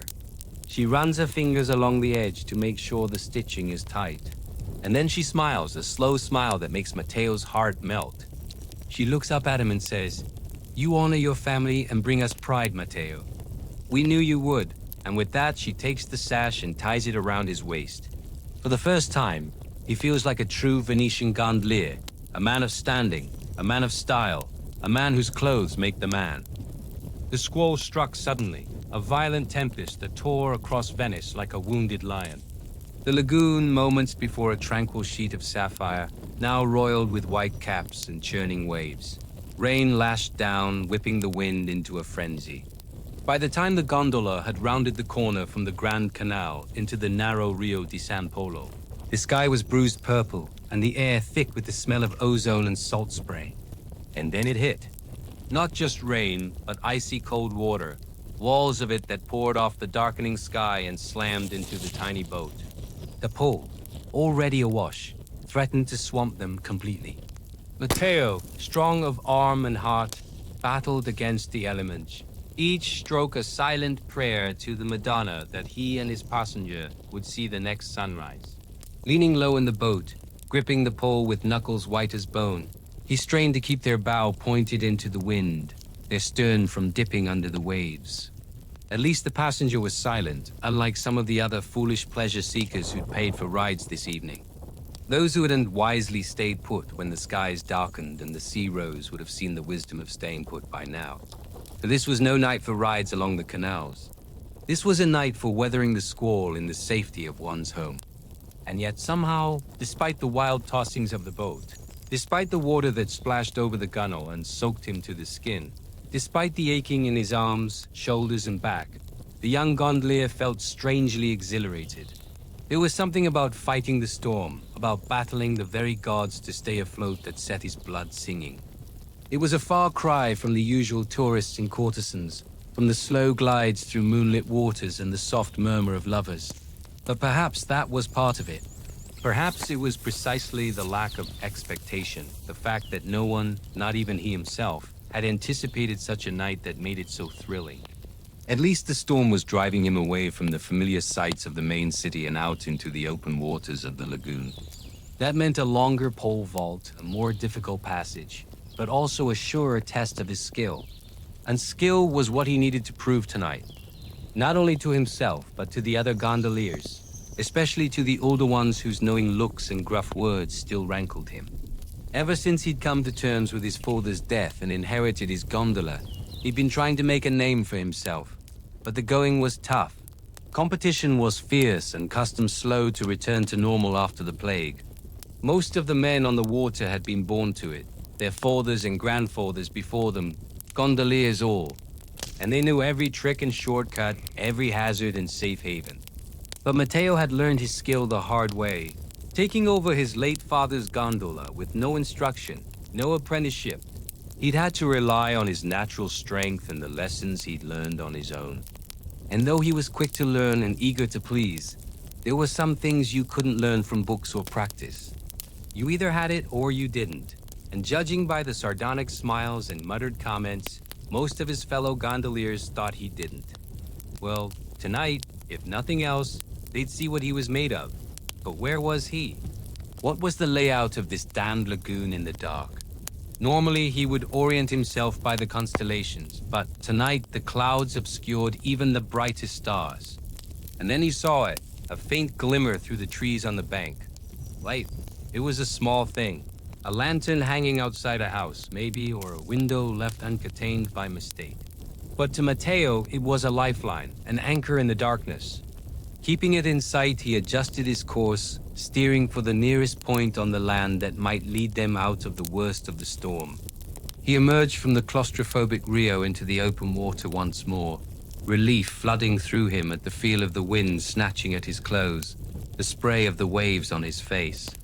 Now he could see why the old man had warned him to stay close to shore on nights like this.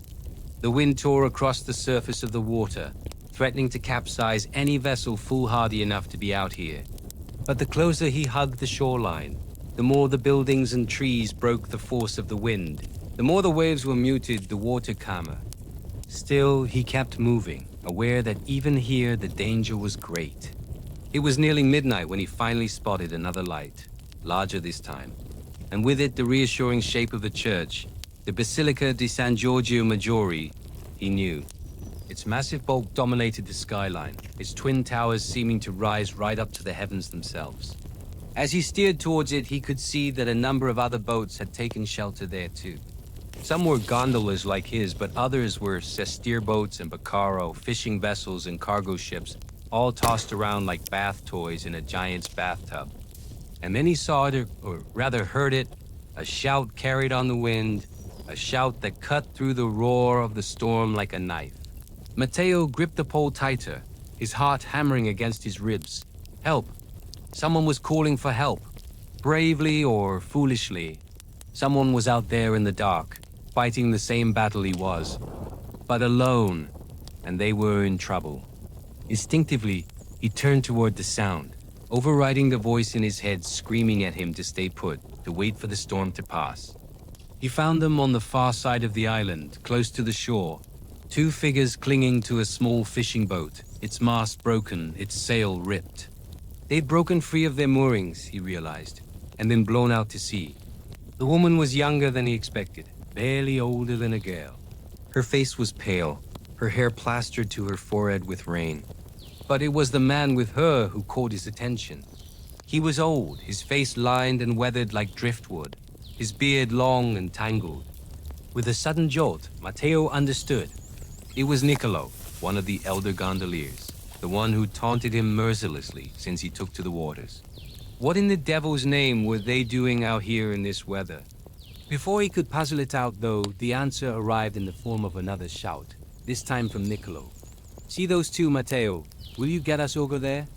We can't hold on much longer. He gestured frantically towards the figure in the gondola. Come quickly, boy, we haven't much time. Then he turned back to the girl and crooned soothing words in a language Matteo didn't understand, though the concern in his voice was clear. Don't worry, child, help is here. Hold fast. His heart heavy with foreboding, Matteo nodded. He knew the current that ran between San Giorgio and the mainland. It wasn't strong, but it was enough to push a small boat dangerously close to the rocks and shallows that lay just under the surface. If he misjudged the distance, he could easily smash them to pieces. But there was no time to lose. With a final glance at the old man, making sure he was ready, Matteo dug his pole into the water and began to row. It was a nightmarish dance, a waltz of death played out on the waves. Matteo fought against the pole, his muscles screaming in protest, his lungs burning. The water sprayed over him, cold and merciless, stealing the warmth from his body, chilling him to the bone. Each movement was a victory, each stroke bringing them closer to the island, closer to safety. Just a little further, he urged himself, ignoring the shouts and screams of the wind. Just a little further and he'd done it. He reached the boat just as Niccolo slumped in his seat, the girl still huddled beside him. With a Herculean effort, he hauled them both out of the fishing boat and into the gondola. Then, fighting against the clock and the elements, he set off back towards the basilica, towards the faint promise of shelter. Despite the weight of the passengers, he pushed on, his heart pounding, his eyes fixed on the line of the shore. As they approached the steps leading up to the basilica, the storm began to abate, the wind dying down to a sullen growl, the rain lessening to a fine mist. When he finally brought the gondola to rest on the steps, the four figures climbed out, dripping and exhausted, but alive. Matteo helped the girl, whose name he learned was Serena, into a nearby casa, promising to fetch her father, a merchant who lived close by when he returned from the basilica. Then he turned to Niccolo. who stood shaking the rain from his beard, his eyes grim. "You saved our lives, boy," the old man said at last, his voice hoarse with emotion. "I owe you more than I can say." "No, you don't," Matteo said, his voice surprisingly steady. "I was only doing my job." It was true. He'd been afraid, scared that he wouldn't make it, that they'd all drown out there in the night. But he'd done his job, and he'd done it well. Seeing the wonder on the girl's face as she watched the gondola disappear into the mists, Matteo knew then that he'd found his place in the world. He was a gondolier, son of Venice, and these waters were his home. If you like this story, you might enjoy the others in the Adventures of Matteo, the Venetian Gondoliers series. Click here to find out more about life in Renaissance Venice through the eyes of a young gondolier. Have you ever wondered what it would be like to live in Venice during the 15th century? To find out, all you need to do is read The Tale of Two Cities by Fiona Mountain. And I'm here to tell you that this series is so good that it will have you booking the next flight to Italy. Even though it's set in the 1400s, in Chapter 11, we meet an entirely new cast of characters. We're still in Venice, but now it's nighttime and the city has changed. The usual buzz of activity has been replaced by an unsettling silence. Even the shadows seem to be whispering secrets. It's just after sunset and the streets are empty, deserted. You can hear a pin drop. No one dares to be out after dark. Well, almost no one. For those who choose to break curfew, there are rewards to be had, mainly monetary. Night shifts were the most lucrative. There's not much to transport at night, but what there is, there's plenty of money to be made. For example, gondoliers are paid to ferry mourners to and from churches where they can pay their respects to deceased loved ones. Also, if a woman goes into labor, her husband often calls for a gondola to get her to the nearest hospital. Midwives who attend births also travel by gondola. If there's any news to be sent, that's done at night too. Messengers usually travel by foot, but if it's important enough, they'll use a gondola. We meet Matteo, a young gondolier who finds himself taking on more and more night shifts. His first passenger is a man whose wife has just died. He tells the gondolier to hurry up, obviously because he wants to get home as soon as possible, but really because he doesn't want people to know he was visiting his deceased wife. But then again, what would people think if they saw a man rowing a gondola with only himself in it in the middle of the night? Doesn't exactly scream faithful husband. As Matteo rows through the darkened canals, we learn that gondoliers don't work alone. They usually take on an apprentice, someone to help with the work, to keep an eye on things while the gondolier is steering. And sometimes when business is slow, they might even share a gondola, that is, of course, if they're friends. After all, being trapped inside a gondola with someone for hours on end could be pretty uncomfortable, especially if they're not friends and someone starts snoring. But as Matteo rows along, he finds it harder and harder to concentrate. Everything is so quiet. It's unnerving. As he gets closer to his destination, he hears splashing. It's probably just a cat, he thinks, or maybe a dog. It's not unusual for animals to take a swim in the canals. Just as he's about to pass under a bridge, though, he sees two sets of eyes staring back at him. They're coming from a pair of snarling dogs. And then he sees the man holding the leashes. He's standing on the bridge above them. In other words, the man deliberately put the dogs into the water to scare Matteo and possibly cause him to capsize. If he did, the man would then jump into the canal and rob the gondolier of whatever money he has. Matteo manages to steer clear of the dogs and reaches his destination. He ties up outside the house and climbs out of the gondola. As he walks away, we see that one of the men he passed earlier is watching him from the darkness. Now, this guy, Niccolo, was a pimp. And when he saw Matteo approaching, he had an idea. Earlier, he'd seen a well-dressed woman enter the house. She was accompanied by two guards, but they'd gone ahead of her. They hadn't noticed Niccolo, though. So now, once Matteo is out of sight, he slips down the ladder and hides in the gondola. Soon enough, the door opens and the two guards come out. They talk among themselves. Niccolo strains to hear what they're saying. They're talking about going to a party on the other side of town. And they say they'll be back late, very late. This is perfect. Niccolo thinks to himself, the plan's already working. All he has to do now is wait. And when the woman comes out, he'll jump out of the gondola, grab her, and try to force her into the boat. Then he'll row her across the canal to the house he shares with the other pimps. They'll split the money and decide what to do with her next. But when the door finally opens, it isn't the woman who steps out. It's the husband. He's come to get his wife back. Now, Niccolo panics. He doesn't want to reveal himself. But then the husband asks a question that Niccolo can't answer. He needs to know what gondola number Matteo uses. And Niccolo knows that Matteo never changes his gondola number. It's written in black and white in the contract he signed with the Doge. But how can he tell the husband without revealing himself? He thinks hard. Then he remembers. Matteo always leaves his gondola flag behind when he goes ashore. It's a green field with a silver lion rampant on it. The husband says thanks and runs off.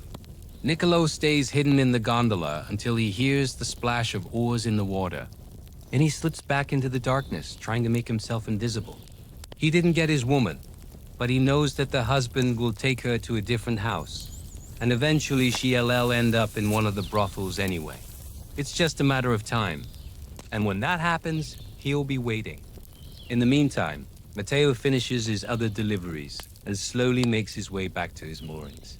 He arrives back at around 2 a.m. He climbs out of his gondola and heads to bed. But he can't sleep. Something's bothering him. He can't put his finger on it, but he feels like something bad is going to happen. He lies awake thinking about the events of the evening. What was that sound he heard? Was it a cat or a dog? And why did that man try to scare him? He pushes the thoughts away. It's just his imagination. He must have been listening to too many scary stories recently. When morning finally comes, he gets up and heads down to the canal. There he meets up with his friend and fellow gondolier Antonio. They greet each other warmly. It's always nice to see a friendly face, especially when you've just come off a night shift. Matteo is about to climb into the gondola when he notices something. On the opposite bank, right where he left the gondola last night, there's a crowd gathered. And standing in the middle of it is his gondola flag. It's lying in the dirt, trampled in the mud. Matteo screams. What's going on? Has his gondola been stolen? Is that why his flag is lying in the street? And why is everyone staring at him? He takes a deep breath. It'll be okay, he tells himself. He runs over and asks what's happened. One of the men tells him his gondola was used for an execution. Last night, a man was brought before the Doge and sentenced to death for murdering his wife. He was given the choice of being hanged or having his head chopped off. He chose the latter. And because he was a gondolier, he was executed in his own gondola. They took his flag and threw it in the mud. There was a crowd to watch, and the body was thrown in the canal afterward. The gondolier wasn't so lucky. They burned his gondola and threw his body in the water. Hearing this, Matteo looks over at Antonio. He can see that his friend is pale and shaking, and then he realizes that Antonio's gondola flag is missing too. It was taken by the executioner, who was also a gondolier, and given to his victim. But Antonio's not a murderer. He's just a poor, unlucky gondolier who worked a night shift, just like Matteo.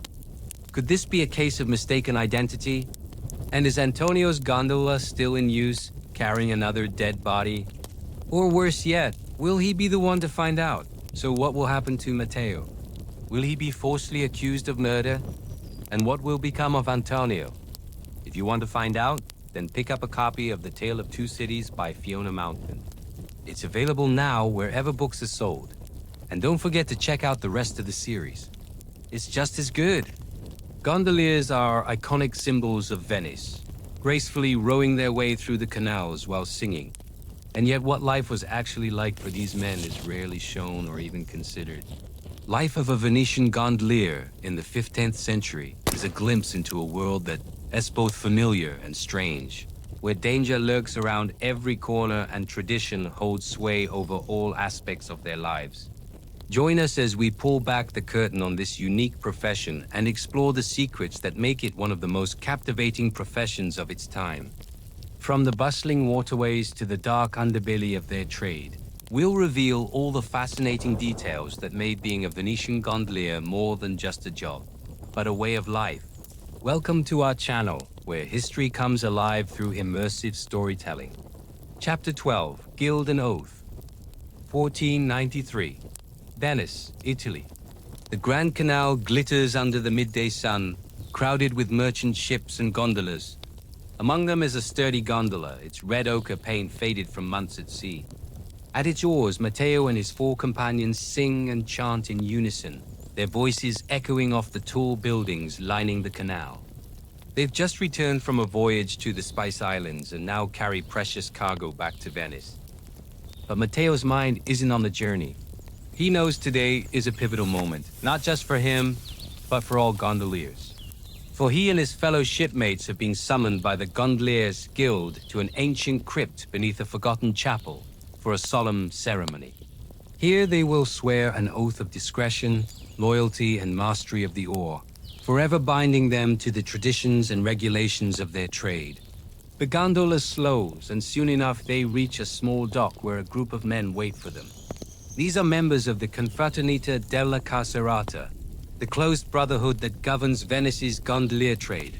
Leading them is the Doge's official representative, a man known only as Al Monaco, or the monk.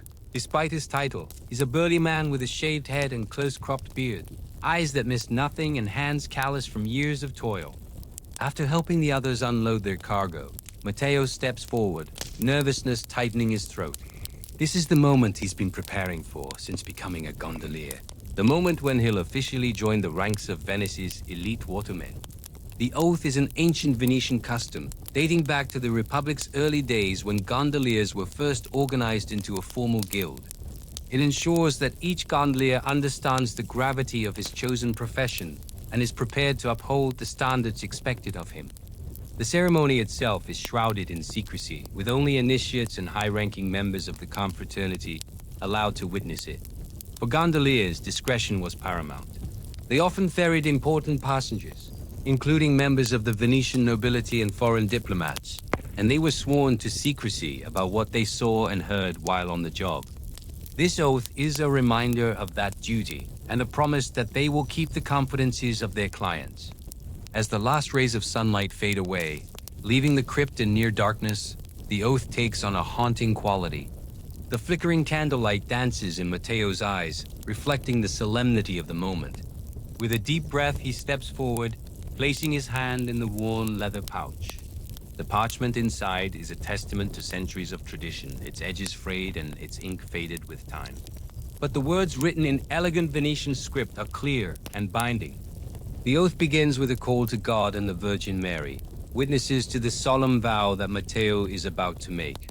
He pledges to be a loyal and obedient servant to the Doge and the Venetian Republic, putting the safety and well-being of his passengers above all else.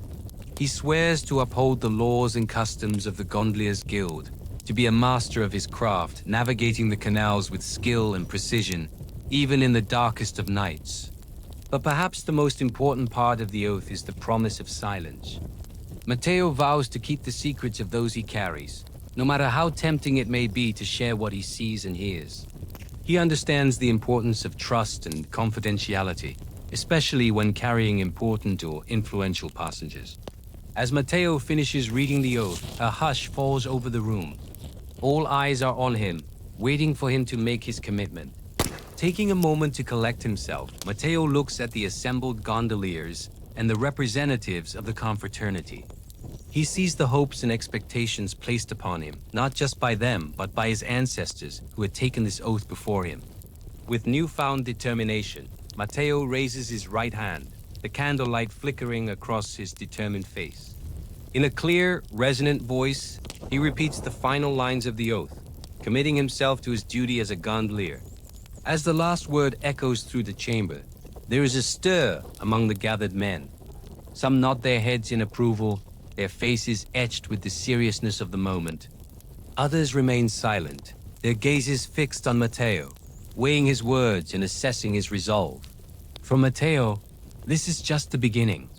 The true test of his oath will come when he faces situations that challenge his discretion, loyalty, and skill.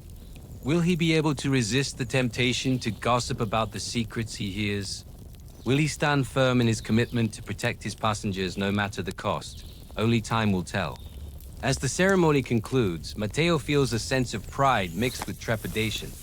He is now a full member of the Gondoliers Guild, bound by the same traditions and regulations as his fellow gondoliers. But he also knows that the weight of the oath he has just taken will stay with him for the rest of his life. Yet, despite the challenges that lie ahead, Matteo is resolute. He is a Venetian gondolier, a master of his craft and a servant of the Republic. He will navigate the canals with skill, protect the secrets of those he carries, and uphold the honor of his guild. As he steps out of the crypt into the bright light of day, Matteo knows that he is not just a simple waterman. He is a guardian of Venice's waterways, a keeper of its secrets and a living embodiment of its traditions. The Grand Canal stretches before him, a watery labyrinth of power, wealth, and intrigue. And Matteo, the newly sworn gondolier, is ready to take his place among the most elite watermen in the world. Gondoliers weren't just skilled boatmen, they were also skilled fighters. To defend themselves against pirates and other threats, they carried weapons such as daggers, clubs, and even swords. Despite the danger, the gondolier's life was also filled with beauty. They were often the first to see the sunrise and the last to watch the sunset over the lagoon, and they were constantly surrounded by the sights and sounds of Venetian life. Life as a gondolier wasn't easy, though.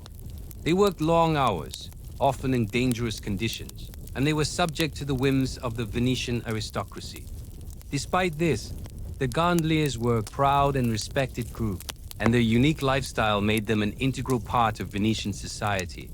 Their distinctive black and white striped shirts, along with their mastery of the oar and their intimate knowledge of the canals, made them instantly recognizable.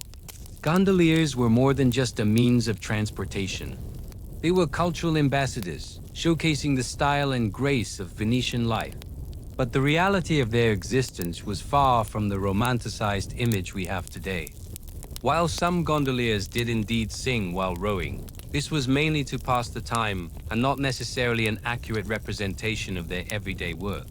Gondoliers were vital to Venice's economy, transporting goods and people throughout the city and beyond. However, they were also subject to strict regulations and quotas, and any gondolier caught breaking the rules could face fines or even imprisonment. While the oath of a gondolier was a symbol of their dedication to their craft and their loyalty to Venice, it also served as a reminder of the harsh penalties they would face if they failed to uphold their end of the bargain. All in all, life as a Venetian gondolier in the 15th century was a unique and challenging profession. They were highly skilled boatmen who played an essential role in Venetian society. Their lives were filled with beauty and danger, excitement and monotony, all while adhering to a strict code of conduct and tradition. The oath of a gondolier is a powerful symbol of this unique profession and a reminder of the dedication and skill required to master this challenging trade. Thank you for watching. If you enjoyed this episode, please show your support so we can bring more historical tales to life. Luca, now aging, takes his final ceremonial row through the Grand Canal. Beside him, Matteo rows with pride, honoring the man who taught him everything. The entire city watches in a reverent silence. It is the year 1492. The golden age of Venice has just begun. The Doges have secured the mainland, are ruling over the most successful trading empire in the Mediterranean, and their navy dominates the seas. It is an era when Venetian merchants sailed to England to buy wool, then sailed to the Byzantine Empire for fine linen and silk, then transport those goods throughout Italy for tidy profits. And it is an age when Venetian men like Luca and Matteo live by the ancient rhythms of the lagoon, rowing the canals that course through the city. If you've been following along, you know that the last row is not merely a Venetian rite of passage, but a solemn ceremony. A gondolier must earn his right to retire from the dangerous profession by rowing the Grand Canal in perfect silence before sunrise. But this is no ordinary day. This is Luca's last row. As the sun rises over the far end of the Grand Canal, Luca can hear the shouts of the crowd beginning to gather at the Rialto Bridge.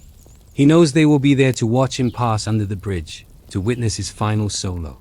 But what they don't know is that he will never row alone again.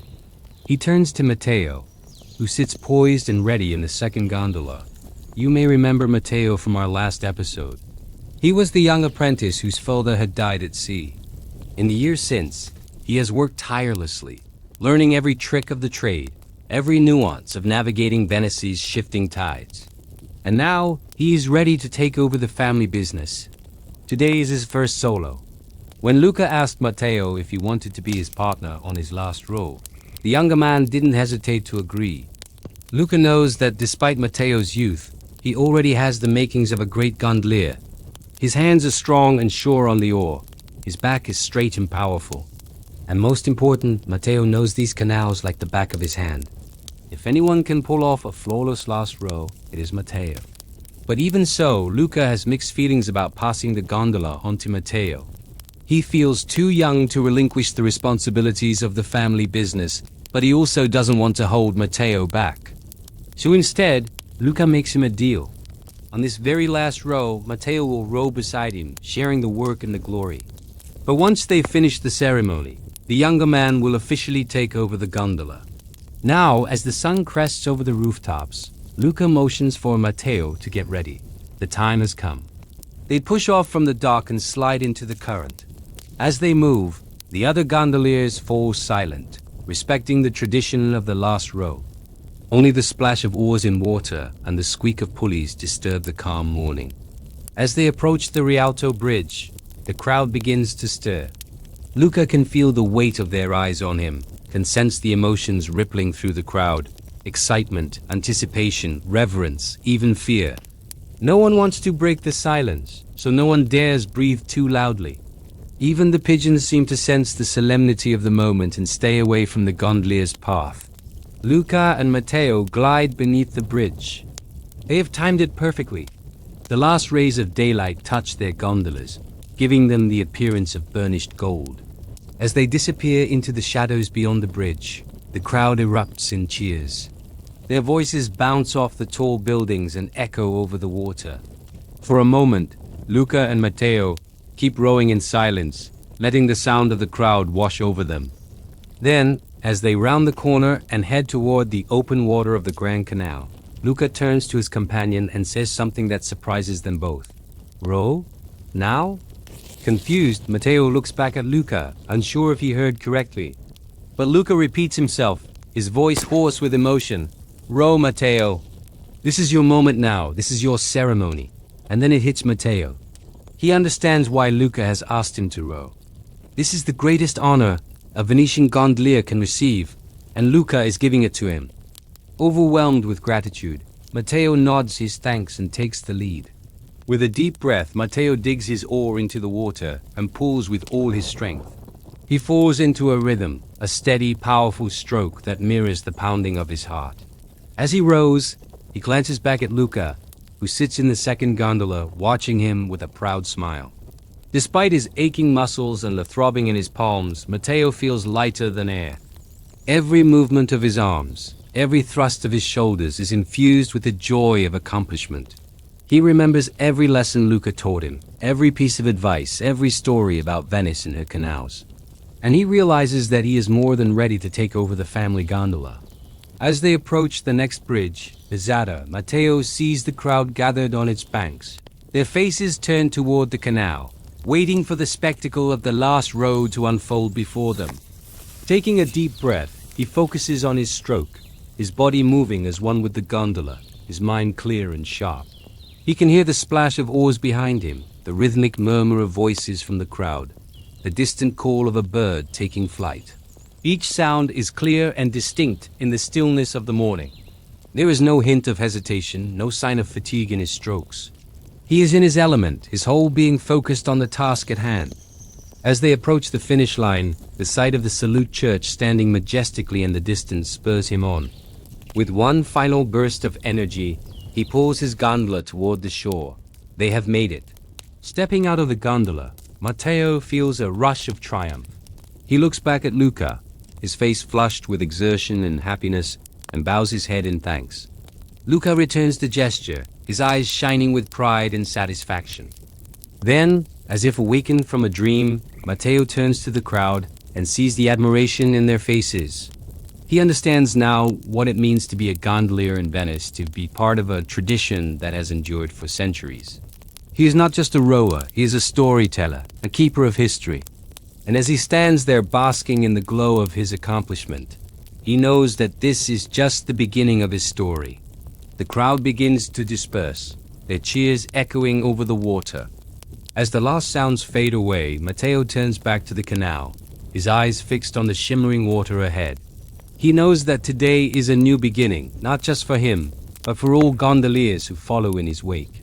The spirit of Venice, the rhythm of the tides, the whisper of the wind through the rigging of merchant ships, these are the things that define him, that make him who he is.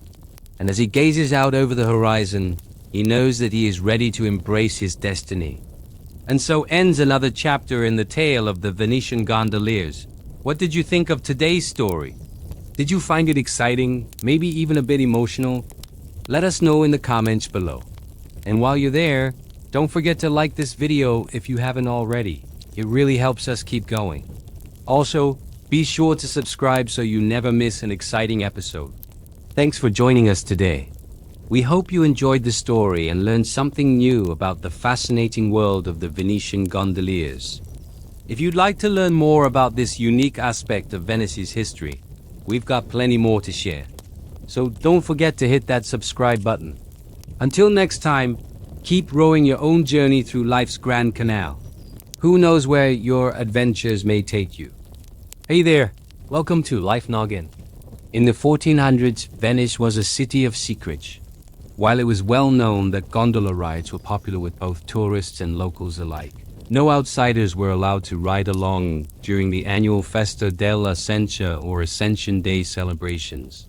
In fact, only gondoliers were allowed to be on the water during this important holiday. And even they had to follow a specific set of rules while they were out there. As we learned in the last episode, the Gondoliers Guild was an extremely powerful organization. To become a member of the guild and therefore earn the right to row a gondola for a living, a young man would have to complete years of training under an experienced gondolier.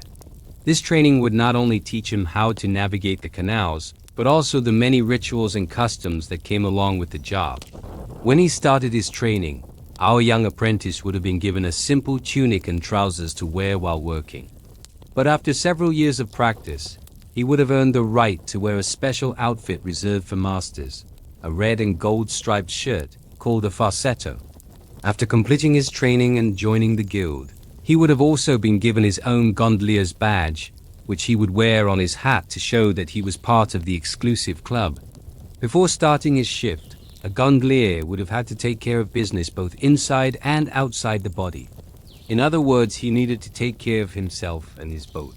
First, he'd get dressed in his finest clothes and make sure that his badge was pinned securely to his hat. Then he'd head down to the canal to get his gondola shipshape. Most of the gondolas in Venice were owned by wealthy merchants or noble families, so it was the gondolier's job to make sure the vessel was kept clean and polished at all times. Each morning, he would scrub the bottom of the boat to remove any grime or algae from the salt water. Salt water is notorious for its ability to cause rust, so keeping the gondola free of algae was key to maintaining its structural integrity. If the owner of the gondola caught the gondolier slacking off or doing a poor job cleaning the boat, then he could easily be fired. Once the hull was clean, the gondolier would give the paintwork a polish with a special wax that was made specifically for boats.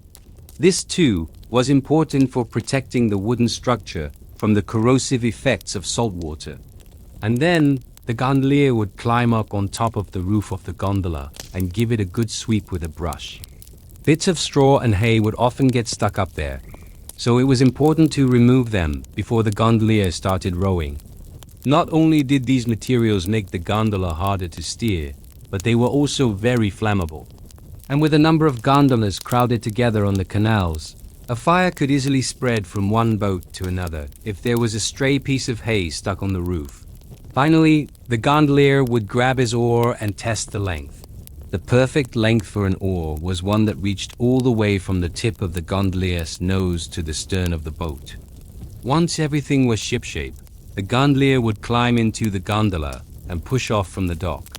Now that he was on the water, the gondolier would need to keep his eyes peeled for any obstacles. Merchandise was commonly transported through the canals, and there were frequently carts or cranes hanging over the sides of the buildings that reached out into the water. There were also the occasional dog or cat that would decide to take a swim, and sometimes even the occasional human would jump into the canal to cool off. If the gondolier spotted anything in the water, he would use his long pole to maneuver around the obstacle. Poles were commonly used to move things out of the way when there wasn't enough room to pass. And speaking of passing, a Venetian canal is a lot like a Venetian highway. The gondolier had to know which lanes to stay in and how to properly pass other vessels without causing a collision. While most of the main canals had two distinct lanes, the smaller canals would often only have room for one person at a time. In situations like these, the gondolier would have to yell ahead to warn people that he was coming. If he was traveling in a particularly narrow canal, the gondolier might also stand up in order to give the people on the other boat more room to pass.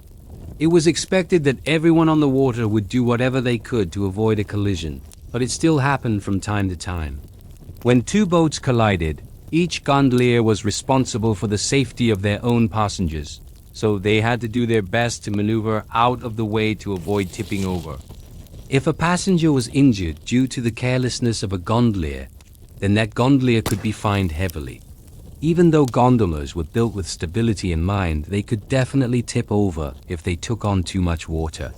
This was especially true if a gondolier got a little too ambitious while trying to impress his passengers. They say that during the height of the gondola's popularity, some gondoliers would try to race each other just to show off. This would often end badly for those participating because the gondolas were not designed for speed. Even a slight loss of control could capsize the boat, leaving the gondolier and his passengers soaking wet. In extreme cases, a gondolier could lose his license if he was deemed to be driving recklessly. In addition to avoiding collisions and keeping his passengers safe, a gondolier also had to keep an eye out for the police. As we've covered before, the Venetian government tried their best to regulate every aspect of life in the city, and being a gondolier was no exception. Depending on the time of year, there would often be a police boat patrolling the canals, watching for gondoliers who were breaking the law. This included reckless driving, overcrowding, and allowing dogs or other animals onto the boats. Gondoliers were also forbidden from using their oars to disturb the surface of the water during certain festivals. Believe it or not, it was illegal to row in such a way that created waves. That was reserved for the gondolas of the doges. But being a gondolier wasn't all work and no play. There were quite a few perks to the job, including the freedom to travel wherever and whenever he wanted, except for the hours of 9 p.m. to 4 a.m., of course. Gondoliers also didn't have to pay for transportation on the canals, which saved them money that they would have otherwise spent on horse and cart fares. Despite the freedom and benefits that came with being a gondolier, the job itself was quite isolating. A gondolier's life was spent alone on the water, and it was rare for them to spend time with their fellow gondolier colleagues unless they were docked at the Gondoliers wharf. This didn't leave much room for socializing with other adults, and it was unlikely that a gondolier would ever get married. Because of the long hours and dangerous working conditions, it's not surprising that many gondoliers chose to remain single. Those who did marry would usually wed younger women who were willing to take on the challenges of the lifestyle. For a gondolier, the only family he would really have were the young apprentices that he trained. Many gondoliers took great pride in teaching the next generation of Venetian boatmen, and some even considered the relationship to be a sort of surrogate father-son bond. As the sun began to set, our gondolier would start thinking about heading home. He would drop off his passengers and collect payment, then use his pole to find an empty dock to tie up to for the night. When he arrived at his house, he would change out of his uniform and enjoy dinner with his wife and children. Maybe they would eat a fresh fish that he caught earlier in the day or a favorite Venetian pasta dish. Afterwards, he would tell them stories about his adventures on the canals, being careful not to mention any mishaps that might scare them. As the kids went to bed, the gondolier would grab his pipe and head out into the courtyard for a relaxing evening. He would take a deep breath of fresh air and reflect on the events of the day. He thought about the tourists from the German school of Crete who tipped over their gondola earlier, and he smiled.